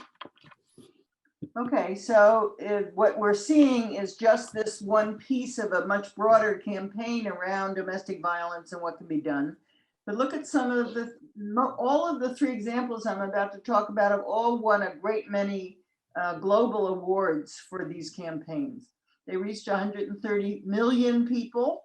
That's a very large number, and became part of the mainstream conversation and the public lexicon in India. This started about 10 years ago. Still going on in different ways. It increased knowledge and changed individual and community attitudes toward domestic violence, and changed individual behavior, made significant headway in reducing stigma and discrimination against HIV positive women, which is another part of this campaign. So I think, what I'd like to do is just sort of talk to you about this part. Do you think that that's a strategy that can work? What do you think of this strategy that's being promoted here? I think it's a good one because whether we like to admit it or not, men don't always listen to women, even if they are raised only by women. No kidding. They tend to seek approval from other men, and therefore the possibility of another man looking down at them for their behavior is actually a game changer for this campaign. And to redirect the action, as in the violence, by asking for something innocuous like, can I use your phone? It's a good way to diffuse the situation, gives people time to reflect and stop, and hopefully that can address, if it doesn't address the root cause of the violence, but at the very least, by interrupting the action, you are making a difference for the victim at that point in time. Right. Anyone else have some feedback on this? What do you think of this idea? Yeah, Uday. Yeah, so, well, I think this is the greatest strategy that can, combat the domestic violence that the women are particularly facing, not just in the developing countries, but in the developed countries as well. So, and I feel like in some way, it's a kind of like breaking the chain of the violence. Like there's like, when there's like any event, like, it's kind of like disturbing the events by asking some sorts of, like any support or maybe like any things they want, and that will change the human psychology. And like from that event, and that person, particularly the male, may have fear after that one incident, like, hey, if I'm going to do this, if someone knocks me, if they are going to report to the police, it's gonna be disaster. Right. That's all about, like, I guess this is a sort of like great strategy to just not to break the chain, but also to create their kind of, I would not say, I don't know the perfect term, but it's kind of creating the positive sorts of fear among the male, which can make the, suitable environment for the women in any part of the world. And I guess this is but I just, from these videos, like, because I worked in the different countries like India, Pakistan, Bangladesh, Nepal, and I feel like, this bail strategy could work for the high-class family. Mm-hmm. But the people who are from the low socioeconomic status, but I don't know for them, like, how is either they are going to like knock the door? I didn't find something like that. Or like what sorts of the strategy they are using, because this is very great. I see like they have like won lots of war, but I'm very particularly concerned about the people from the low socioeconomic status, because very recently, yesterday, I was looking into the one news from like two news in 1 week, like two females, they died in Nepal because of the domestic violence. It's been like they killed like 6 months ago because of the dowry system, and then they put it into the safety tank, and later on the police, when they investigated, the political powers, they suppressed the issue. And very recently, yesterday, I came to know that it's been in the media now. So, it's like, sometimes I feel like, I don't know, it's very hard. Thank you very much for sharing this good documentary. Yeah, I think it's a very creative choice to make based on research. There's a lot of research behind this. They didn't just come up with a good idea and do it. Another interesting piece of this is that all the ads, or many of these ads, have famous Indian actors in them playing both parts. So that, that you have that whole business of people who are well-known participating as a way to say, think about this, which we use in all countries and all cultures. The importance of celebrity playing these roles helps. But a lot of the examples in this are not upper class examples. They're very lower or lower middle class examples. People have doorbells, but they aren't exactly fancy homes in any way. And some of them are very poor. In the full tape, you see examples from many countries, and they're mostly very poor homes. But they do have a doorbell or a door, You can knock on the door if you can't knock on the doorbell. So, I think, my personal response originally was that it was very scary to do this because I was worried for the people who knocked on the door, especially boys. But actually, it's turned out to be incredibly successful, just as you've said, Day, because it shows people are bearing witness. I see what you're doing. I'm not going to contradict you. I'm not going to tell you not to do it. I'm just going to show you that I know what you're doing. And that is very fearful that's a very fearful message for people without confronting them in their anger at doing what they are doing. So I think it's a really interesting example, and it's a perfect story. These kids are having fun, or the man you saw is, fixing his car, and he hears this noise and he goes upstairs and confronts the guy, and there's a big surprise because and he's nervous to confront him. He doesn't go up there aggressively. He goes up there thinking, now what do I do? What have I done here? And then you see what he does, and the guy closes the door. It's not like the world changed, but again, it models a kind of behavior that I think men can safely do in many, many countries, and indeed are doing now. So, again, as piece of a larger campaign, I think it's a very interesting idea. And as I say, it really does model good storytelling as well. Let's look at another example. Nina, can you give us the next example, which is from Thailand?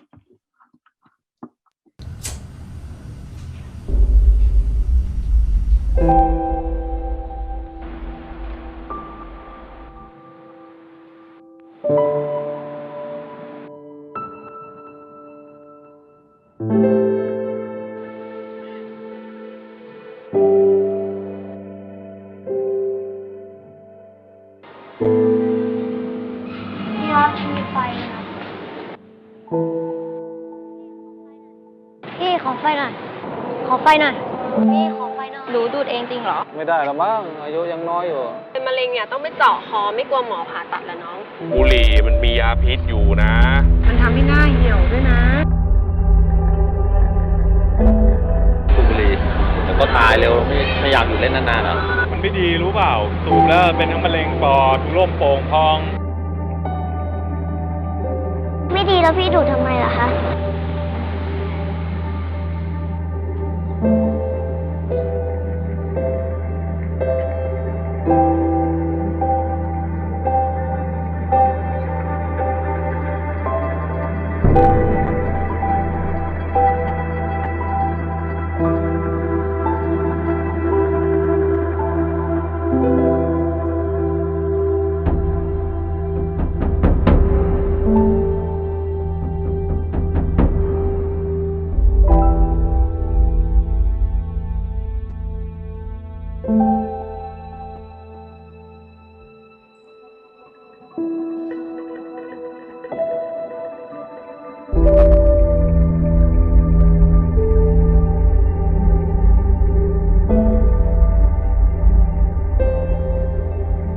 โฆษณาชิ้นนี้นะคะต้องบอกว่าหลายคนดูบอกว่าโดนใจ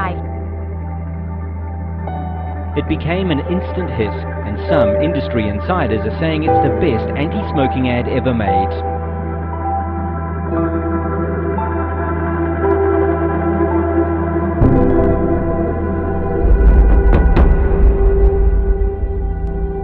Every time that we launch, particularly the media, the TV, the ads, the number of calls are hiding up.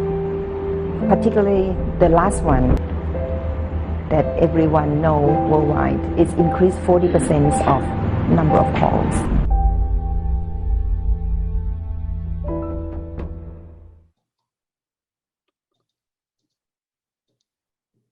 Okay, let's go to the slide. Thai Health is an interesting organization for us to think about, considering where you're all coming from. Is anyone familiar with it? I actually worked there for a while. Anyone know this organization? It's an odd organization because it's an autonomous government agency. It's not in the Ministry of Health. And they did that on purpose because they were concerned that the Ministry of Health was too conservative and not creative enough, and they weren't doing very well at getting messages out. They again were filled with this patronizing, message that gave data and didn't emotionally connect to people. So what's happened here is Thai Health tried many kinds of anti-smoking commercials, but they were all ineffective in getting smokers to call the quit line, which was the point of the ad and the campaign. Again, it's an advantage to have a behavior change. So the behavior you're measuring here is how many people call the quit line. Does that mean they're all going to quit? No, it does not. It probably doesn't. But it's a measurable way of looking at behavior and intent, and probably very useful to donors to see how many more people called the line than had called it earlier in any of its many iterations. This was not expensive, this campaign. As you can see, the ads, and in the tape you saw, the ads are all cut together. So that's a series of different ads used in different ways, but they're all based on the idea of children going up to the grown-ups and asking for a cigarette. It's all acted. It was all paid actors. It's not realistic. I don't know about the smokers, but the children were all paid actors to do this. So, not exactly a difficult thing to do. The budget, as I say, was very little because they got huge amounts of free media attention from this campaign all over the world. As you could see in the video, it was just written about everywhere. It won every advertising award for the advertising agency that made it. And one of the things that I find fascinating based on their research is they decided that the most powerful speaker against smoking is the smoker. And so they switched the norm of this. What would be the norm of this in an ad like this? Who would tell us to stop smoking?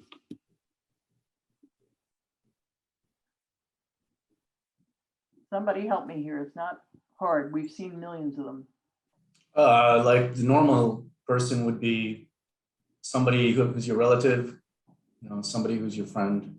Right, or an authority, somebody in authority, a doctor in a medical jacket, the minister of health, right?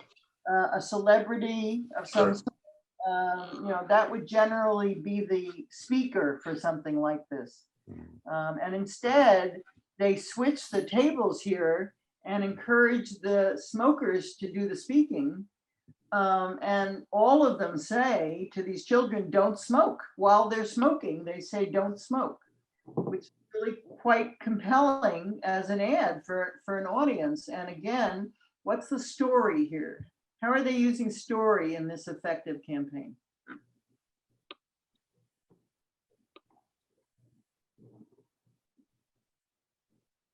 What's the story? I think that the story, go ahead, Sue. I like the use of the contrast here, because like you pointed out, usually all this advice comes from authorities, and then now you have children, and it helps make the smoker reflect upon themselves, where I'm sure a lot of smokers, they start young because they saw either, the people in their lives, the celebrities smoke, and they adopt the habit. So now the smokers now have to reflect upon themselves. What are the message that they are conveying to the children in their lives? And I think, it hopefully gave them a little bit of pause and reconsider their life choices. Yeah, absolutely. And all of the smokers who were approached for this told the children not to smoke. None of them gave them a cigarette, or said, I'm doing it, you do it. Their reaction was all to say, don't do it. And, you heard all the interesting reasons that they said, don't do it. They know the information. There's no point in telling smokers that smoking isn't good for them. They know that. So how can you get their attention? Nina, can we go back to the next slide for a minute? This slide has a little more data on it.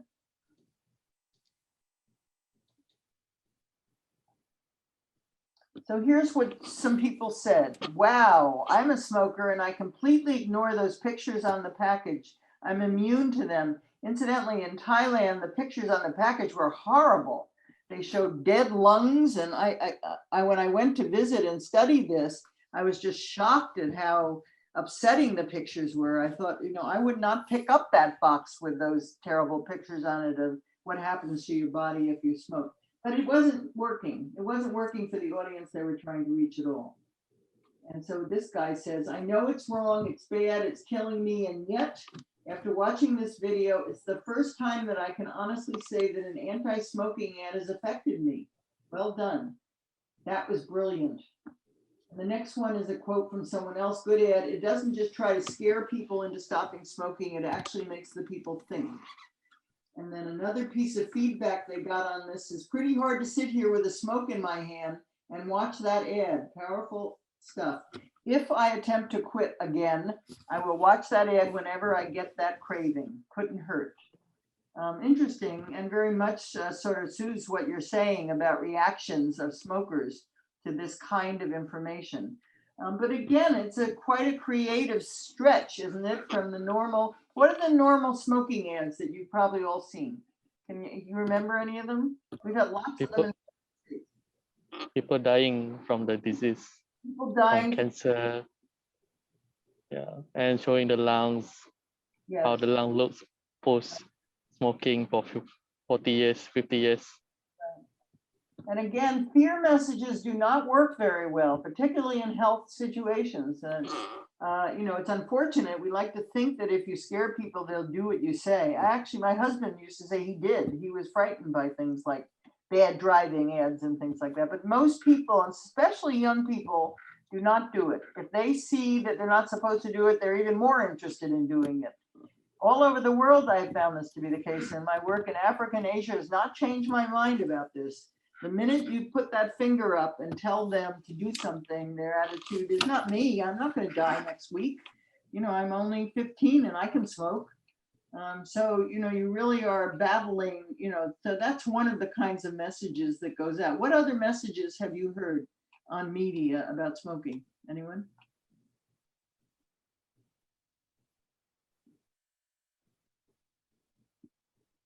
We've had a lot of them in the US. You know, we certainly had the scare ones. We've had the Marlboro Man. Do you know who the Marlboro Man is? He was a famous cowboy who sold cigarettes on television when we had cigarette ads on television in the United States, and who actually got cancer from smoking and then comes back in and says, as a celebrity, I smoked and promoted these things and now I'm dying from this kind of cancer. So we've had a lot of that kind of ad, which is sort of a combination of some of the psychology that we're thinking about here. What else? Reem, you had something to add? I wanted to say that, I forgot, but it's mainly most of the messages, if not all of the messages that I've seen that we see is, you know, it's the fear and the, you know, the disgust factor. In Sudan, we have, it's not just cigarettes, it's tobacco. It's this really gross habit that people have, mostly men. And for some reason they won't stop. So most of the messaging, actually all of the messaging is, you know, the deformities that happen and these really gross pictures, and they have them actually on billboards and on walls in the downtown. They don't put them on the cigarette boxes. I think it's too expensive to print. But all these messages are about that, and about the quality of life after they get cancer, especially in the oral cavity and that kind of thing. And it doesn't work at all. People don't even care. They know all this is happening and they see people, you know, in front of them happening.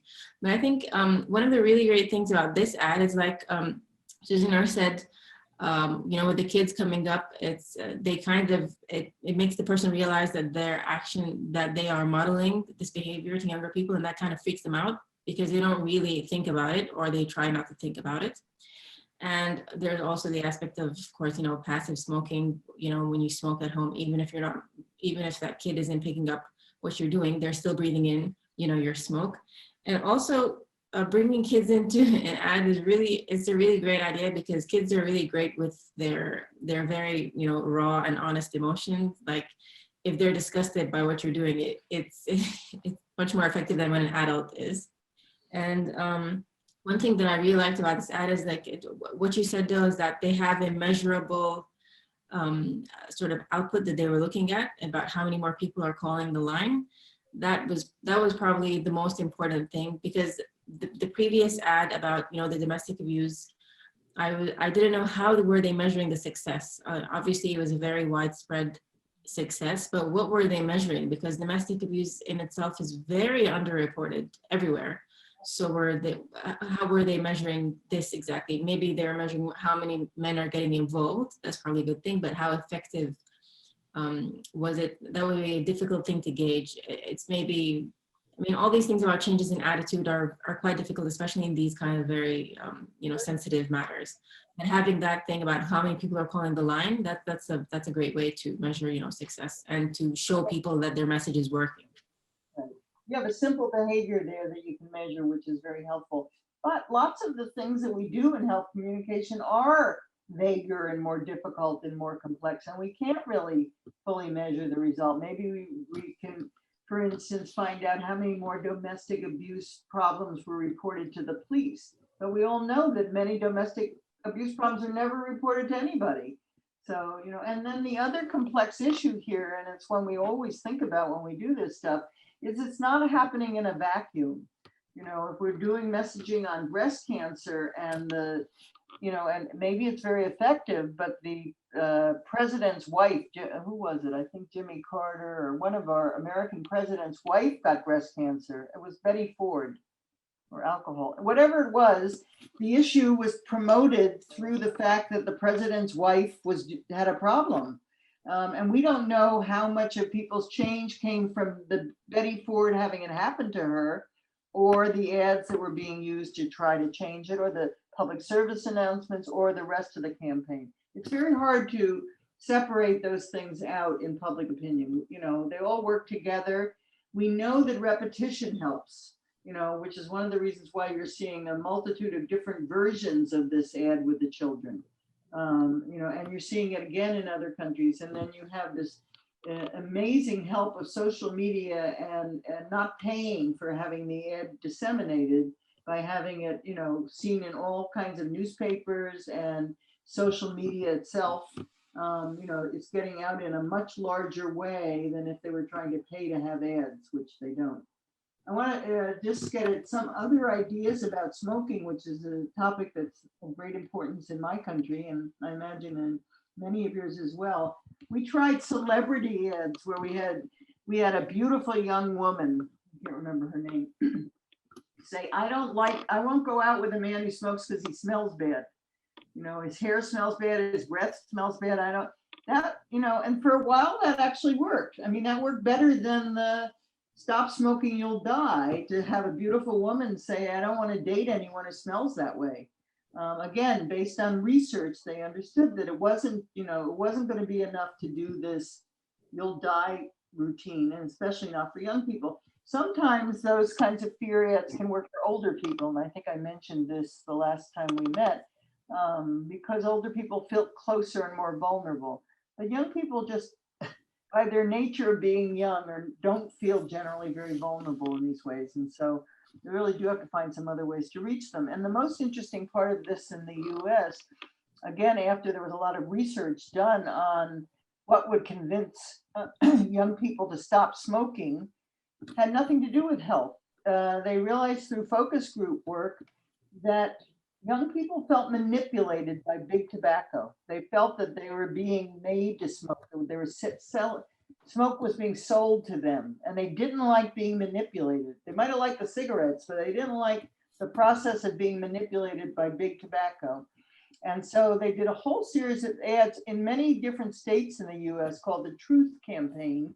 And that's what it was based on. You're being manipulated. You who want to be an independent, fill in the blank, young adolescent are being manipulated by some big businesses that want your money, and they don't care about who you are.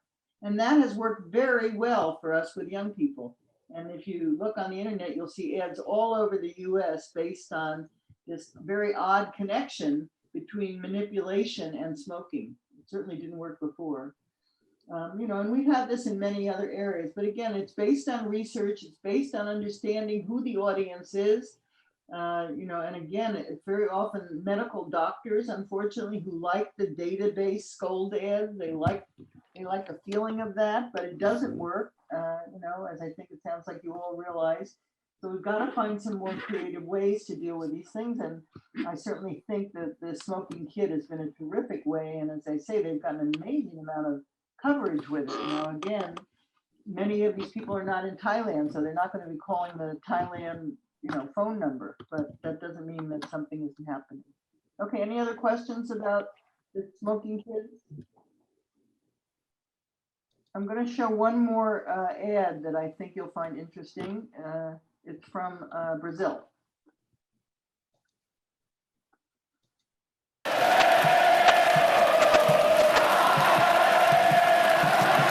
Amar, não tem comparação, torcida, não tem. O resto é resto, o esporte é tudo. Primeiro Deus, segundo o esporte, terceiro a família e quarto é o trabalho.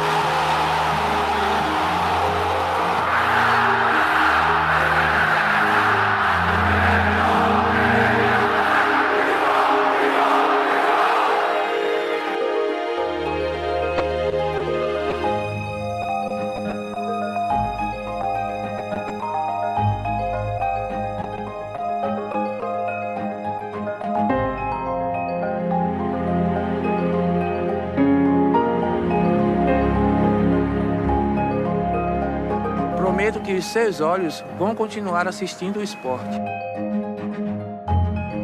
Que os seus pulmões continuarão respirando pelo esporte.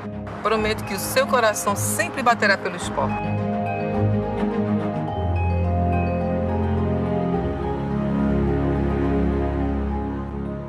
Hoje a maior dificuldade que existe no processo de doação é o sim da família.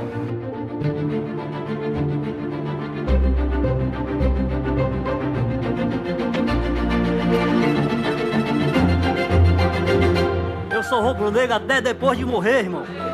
Minha alma é rubro-negra. Ainda mais se quando eu doar meus órgãos, meu pulmão for pro cara do Náutico, torcedor do Náutico, ele vai respirar o esporte. A campanha atingiu números impressionantes. 51 mil torcedores se declararam doadores, uma quantidade superior à capacidade da Ilha do Retiro. A campanha do esporte, eu não tenho dúvida alguma que serviu para que, aumentando a oferta de doadores, a gente conseguisse zerar essa lista, conseguisse realizar realmente o transplante em todos que estavam precisando. Uma campanha de doação de órgãos lançada pelo esporte está ajudando a salvar a vida de muitos torcedores. Antes do vídeo, eu tinha passado 18 anos de diabético e 5 anos fazendo hemodiálise. E a vida só está melhorando, minha visão está voltando aos pouquinhos. Eu renasci de novo. Do Rodrigo. Ligou para mim e disse, olha, a gente tem um provável coração para sua mãe. Você pode trazer ela? Eu disse, com certeza. Fiquei aliviado de saber que eu ainda iria poder ter ela.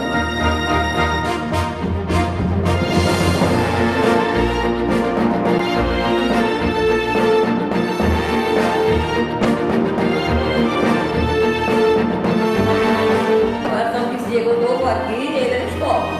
E vamos continuar fazendo o esporte e vamos aí, torcida do esporte, vamos doar. Vamos tomar essa corrente, né? Vamos mais parar.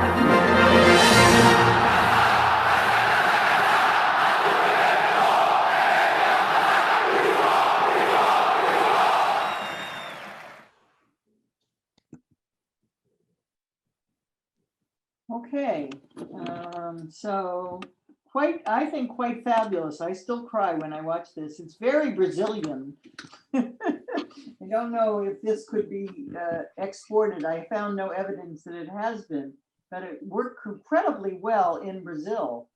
It's a wonderful mix of data and story. For those of you who were talking in the last session about how to use data, the video does and the story does as well. What's the story here? What are the stories in this campaign?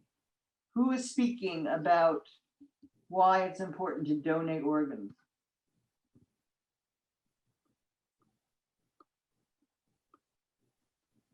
It's the, sorry. Someone else talking? Yeah, go ahead, Harry. Okay.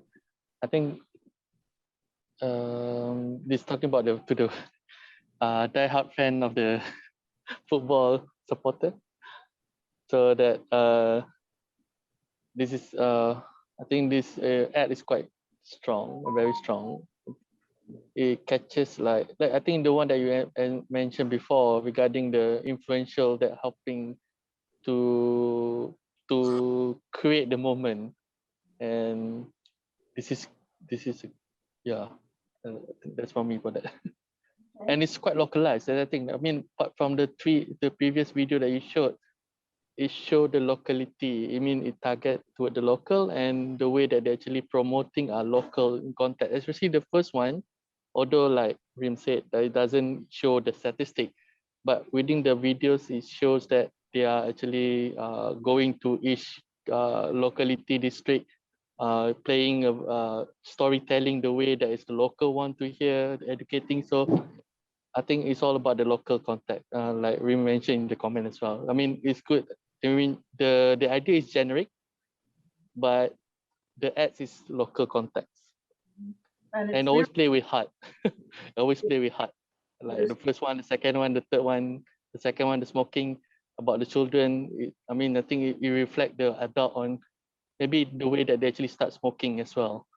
Maybe they doesn't want to be the adult that actually invite them to become a smoker. So, and the third one, I think is like, it's really playing with your heart. And yeah, that's my comment for the whole three summary. So, Gorin. Soccer is important in some of your countries as it is in Brazil and in this place, Recife. I mean, it's very local. You're actually very right about this, but it totally changed the donor lists. They have more donors than they need, which no country I know has, as a result of this very creative idea of, you know, give your organs away for the soccer team. What does that guy say? He says, first God, second the soccer team, and third the family. You know, that's a pretty funny state of being, but you know, this captures the enthusiasm of these people for soccer and for this local home team that, you know, everything is defined by in this very odd way. The ads themselves were ads of individuals who were suffering from lack of a donation. And maybe it wasn't clear from what we just saw that that's whose voices were being heard. The people who actually were having donation problems and couldn't get a transplant of a heart for their mother or whatever the transplant was. And it encouraged all kinds of transplants, huge numbers of people. Nina, you want to go back to the slide? I think we have a little more data on this that I'd like to share.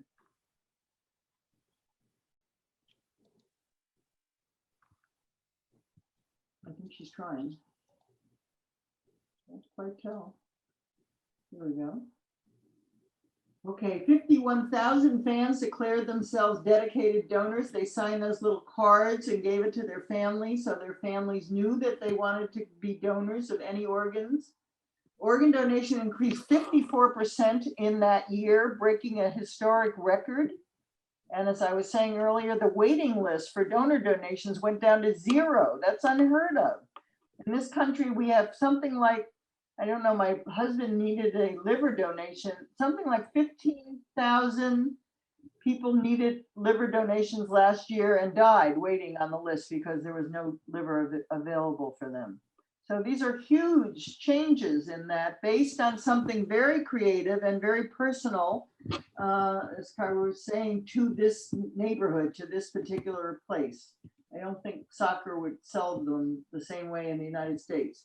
But Brazil is crazy about this, and obviously it was very significant and meaningful. Is there one more slide there? Is that all I put in? Yes, that's the last slide. So let's talk a little more about the framing of the story. Do you think that this is adaptable to other countries and other cultures and other kinds of sports, perhaps? What do you think?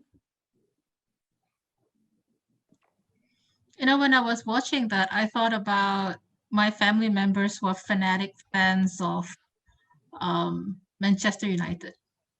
And that's the Red Devil is well known all over the world, and I'm sure they have millions of fans. And if they were to try to do something like this, it would make an enormous impact. But then again, you know, at the back of my head, there's always the ethical issues, and then the ramifications, and how on earth do you coordinate such things across countries? yada, yada, yada. So sometimes, your brain gets in the way of your storytelling. Yeah, well, good point. But again, you could localize this into a large city, which is much more feasible. You're absolutely right. What do you think of the reasons why people don't donate? What do you think of the reasons why they don't donate? They're not covered in this, which is very interesting. We know why. I think for the most part, people are just afraid, of being mutilated post-death. A lot of people aren't really aware that you can donate while you're still alive. For example, bone marrow donation, liver, and also kidney. But for the most part, the idea that when you're dead and somebody is going to harvest you, it strikes at a very atavistic part of your brain, especially if you come from a culture where funerary rites are elaborate, and there are a lot of taboo about being dismembered upon death. I think this is a huge thing among the Muslim community, because they believe that when you die and you have to be washed and wrapped in shroud, and your body have to be intact, which is why a lot of the Islamic authorities, they try to encourage people to change their mind, but it's an uphill battle, because at the end of the day, it also boils down to consent. And even if the decedent had actually consented, their family members may not agree to it, and unless there is a law that says it's an automatic donation thing like they have in Singapore, then it's really hard to push through. But as you point out, making it localized, and using sport, it's very unique and an interesting approach. And turned out to be extremely successful. Other cities in Brazil took it over, and I don't think any of them had quite the success of Recife, which I'm mispronouncing because my Brazilian Portuguese is not good. But in any case, I think it's a fascinating look at how different cultures can take on the passions of their, not just the negatives, but the passions of their communities, their populations, and use it in this very practical way.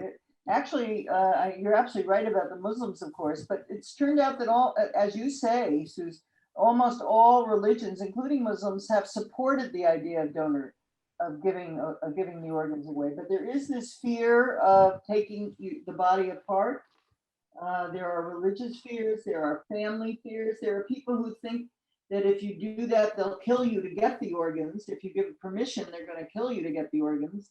And all of these things are quite universal obstacles, problems to organ donation, which is such a serious issue around the world, and such a successful, so often such a successful form of keeping people alive. So, I think it's fascinating to think about the creativity that went into this. And also, the fact that this is such an emotional set of ads. It also happens to be a very nice video that puts them all together. Incidentally, all these videos are online. You can get any of them and look at them again, or look at the studies about them, or look at the evaluations of them. But I'm hoping that this just sort of expands your ideas about how stories can be used to really promote better health outcomes. And of course, I think that's the point of a lot of what we're all trying to do, whether it's attitudinal or behavioral or in practice in some other way. Any other questions or thoughts about this? Anyone have any more they'd like to say? About the last ad, I think everything's already been said. I just like the idea. The whole thing was really pretty crazy. This was a very clever design for a campaign or for an ad. Very well targeted community. The idea, and just even the people talking, they're very simple people, and we're football fans, and then you get the survivors or people who benefited from this program. But I also found it very interesting how they were focusing on life and immortality rather than focusing on the fact that someone actually has to die for that heart to be available for someone. I remember when my husband got his Canadian driving license, they mailed the license, and they mailed the organ donation card with the license. So then, if you die in a car crash, you can get your organs. So it was pretty morbid. But you know, when you tell people that you will remain immortal and you'll still be able to be a fan and watch your games even after you're dead, that's kind of a positive way of putting it. So that they managed to put that, you know, kind of is a bit subtle, but I like how they focus on that idea about life after, or immortality, basically, as part of the message. You've got that guy who says, that's a lovely thought, Reem, thank you. There's a guy who says, I want my heart to go to someone who's against the team because that's going to change. And then he's going to be for the team. Did you catch that in there? I mean, they really are nuts.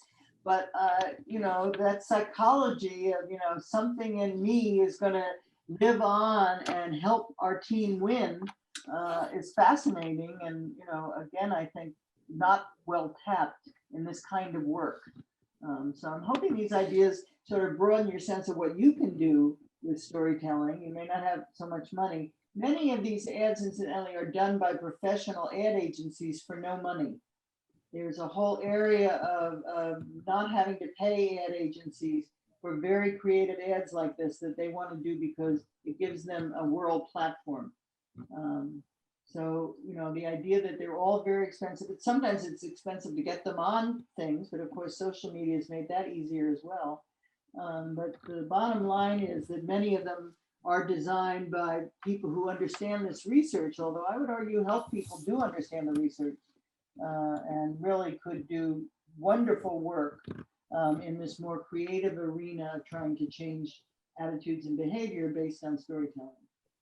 So let's go back for a minute. We don't have much longer to talk. I just wanted to get a little sense from you all. I think we won't look at the objectives, which you may remember from so long ago, 3 days ago, but rather just to talk a little bit about this and how you feel about this workshop, what you would like to learn in the future, how you might use it.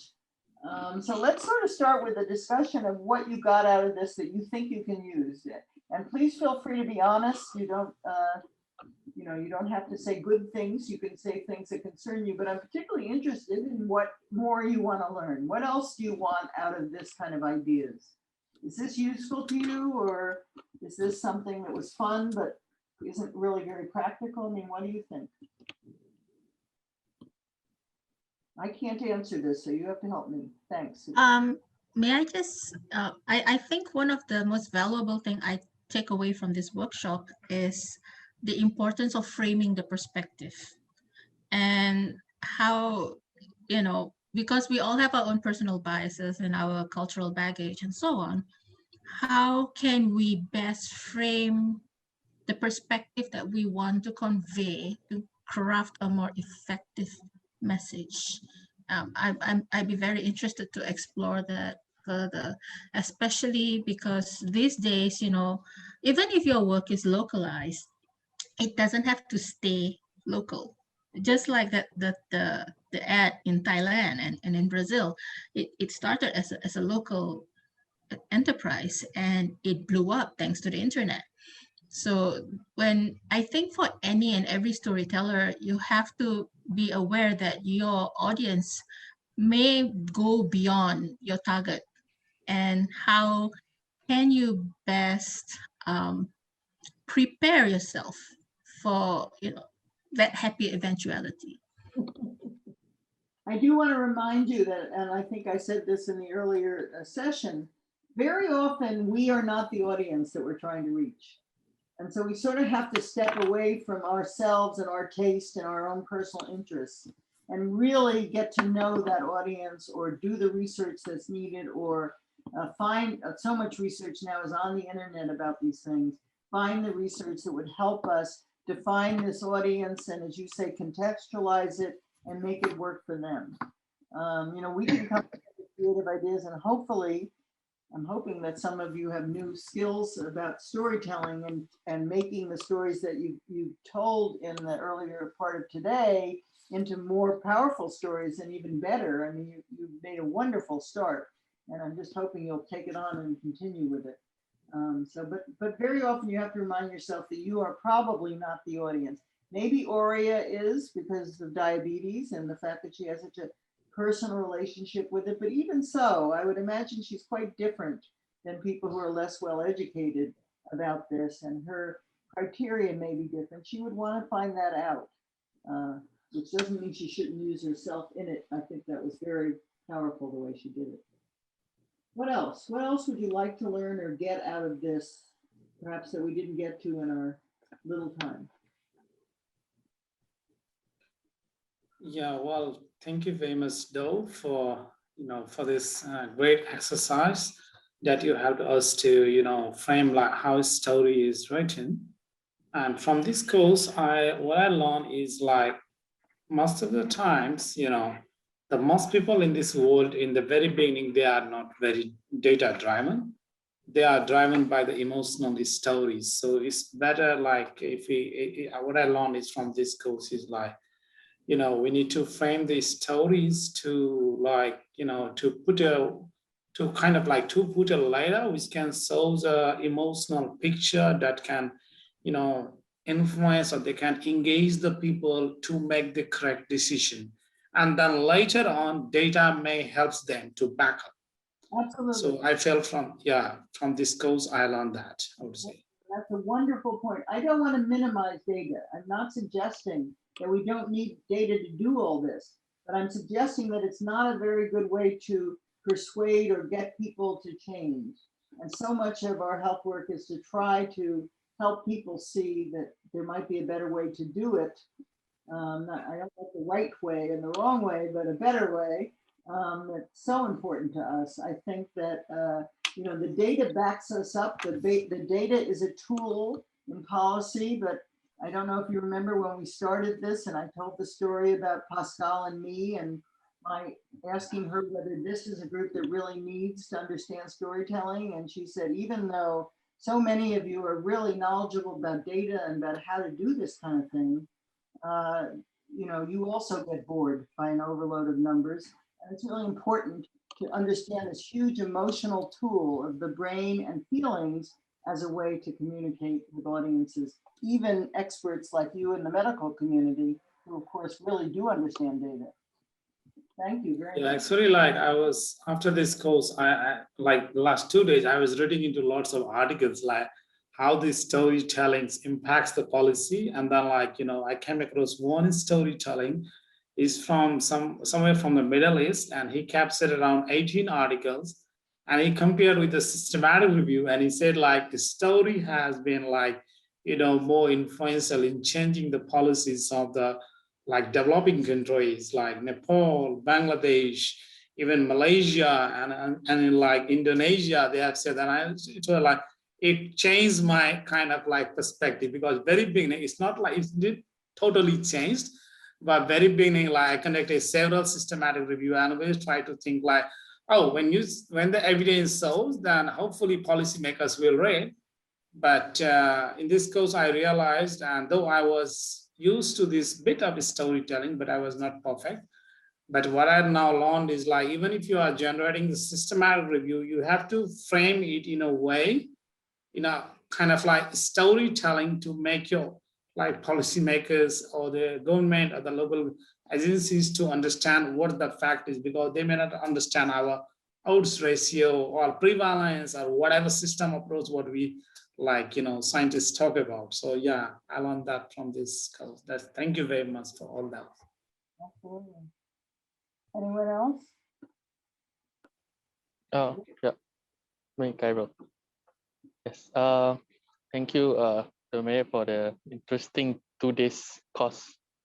I think I learned a lot. I mean, I'm coming here because I wanted to learn about it, and I think I get a lot because, especially the way that I write, because usually the way that I write, currently the one that I'm showing just now is the usual way I write is road will be the other way around, from below to, I'm talking about fact first and then coming down to the small things, whether I'm going to give examples in a dry way. Then I learned from this course, the workshop, that I have to go the other way around. Example come first, story, then you put the fact, either in between or at the end. And then I learned that storytelling need to be localized so that it can actually achieve greater effect.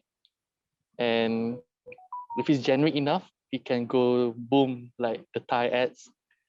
If not, then as long as local context, as long as because you don't have enough resources to do everything. As long as it gives some impacts, like the one that India said, one small step is enough to actually change everything. So even though it's local context, one district or one village, as long as change people, I think that's a good deed. I mean, good effort actually. Yeah, I think thank you so much for. Yeah, I think I love to learn a lot more and like examples of writing as well. Like if there is continued further workshop for how to write better. Yeah, I think a writing workshop that would just sort of center on your stories and how to develop them might be useful, Basilio, for you to take back to your part of this group. Thank you. Anyone else? I think Oria was next, and then Uday after that, and then Jerome. I believe that's how it went. Great, thank you. Do I need to thank you as well? This has been, I mean, phenomenally interesting for me. I'll admit it makes me think about career paths that might have communications as a more central part of it. Like I am arguably, objectively very young in my career, kind of figuring out what kind of path that I want to take. And I know that I'm passionate about health without doubt, and that's the route I'm taking. And I really like people. I'm a people person. And I feel as though communications perhaps helps connect those two things. And this isn't a discussion for here, perhaps, but I'd love to hear more about potentially next steps I could take to insert myself a little bit deeper into the world of health communications. Because I guess I've been inspired. I'm genuinely interested in how narratives and stories have, impacted public health and how they can sustain change over the long term. And that's what I want to do with my life. So and you're that's my input. Most welcome to me if you want. We can have other Zoom conversations or FaceTime or correspondence, but I like the face part. I like seeing you. So if you want to talk to me, I'd be delighted to continue to talk about this. Health communication, of course, is a huge field in many ways in all of what you're doing. Everything from instructive pamphlets, on how to put on a sling or something, to this importance of entertainment and storytelling and how the mind works emotionally to connect to this in such a powerful way that we need to use this. But I'm delighted if you want to continue the conversation with me personally. But I think Basilio and the UNU-IIGH would also like to know how it could be expanded to things that would be useful to you in the future. So I'm awfully glad he's hearing you. Anyone, who else, Basilio? What's the order here? I believe Uday was next after that. Then Jerome. Yeah, I just missed to thank UNU for organizing this great workshop, and also I'd like to thank my friends who all are attending this workshop for making this workshop very beautiful, because we all contributed in some way to make this great event happening, and it was a great learning from you all. And this is not the final point. I guess we need to make some sorts of connections to be in touch so that we can be help of each other, because everyone have like each and every asset. That's all from my side, and thank you very much for your time, Doe. You were so inspiring. That's all from my side. Thank you so much. I do think you can help each other. I absolutely agree with that. And you have been an amazing group of responsive people that has made all the difference, particularly because we were small, but you've been so responsive with your own stories and your own work, and so touching to us. And I really want to thank you for that. Okay, who's next? Jerome. Hello, yes.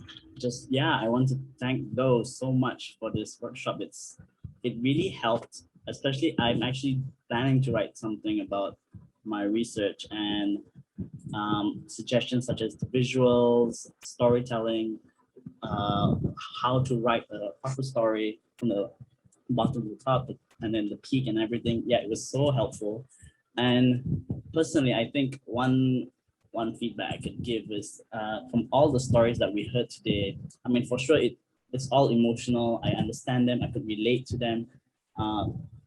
Reflecting on these stories, though, because we are not a normal audience, I know we all would relate to it.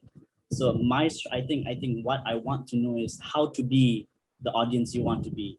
to spread the news.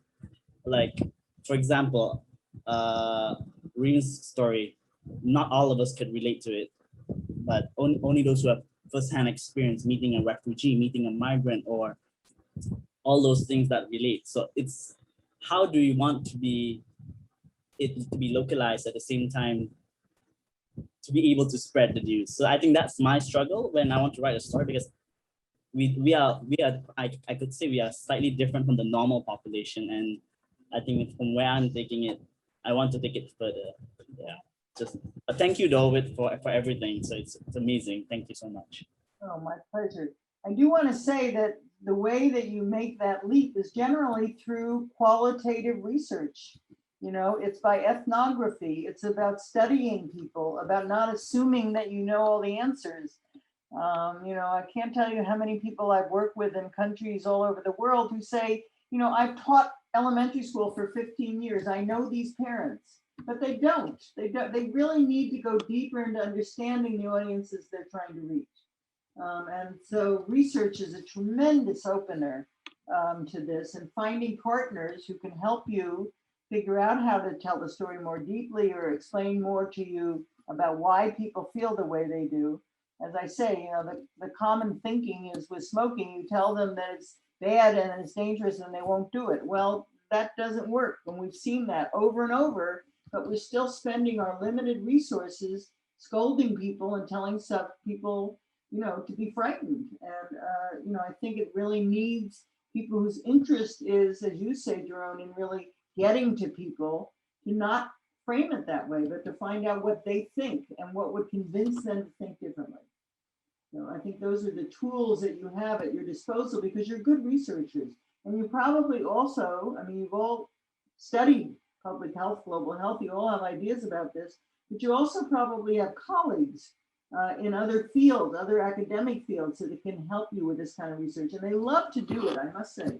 Ethnographers, sociologists, there's an awful lot of fields of study that are very involved in why do people do what they do and what would convince them to think differently. And I think those are wonderful tools for us to use to do this better. Are we done? We could be. Yes, Reem. Yes, thank you. Thank you for this workshop, and thank you, Professor Mayer, for giving us your time and your very valuable expertise. And thank you to the organizers and everyone who attended. I love writing workshops, and I find that people involved in writing in any way are so much more interesting and compassionate than regular boring people, especially coming from the medical field. It's so dry and so this is a really nice change. One thing I would probably want to see in a future workshop or in an add-on workshop would be probably a sort of a practical exercise, or I mean, I know we had the assignments and the feedback was really great, very helpful. I would want to learn, I basically want someone to take me by the hand and show me how to formulate or create a story or a health message from this workshop. We would do it step by step. That would be very helpful, I think. And especially the one thing that kept going over and what you just said is the qualitative research, because qualitative research is the best informant for so many things, especially for someone, I work in health policy, and trying to just formulate your policy and your health promotion messages, you just pick it out of the qualitative research. It gives you so much stuff to work with, but actually using that data, because there's so much of it, and translating it or designing or telling a story through that, and then relaying it to the audience through whatever different media. I'd like to learn how to do that, step by step. It's probably too much to ask, but that would be something that I would really like, to help doing, because it's something that I can actually, implement right away, at least in my field of work.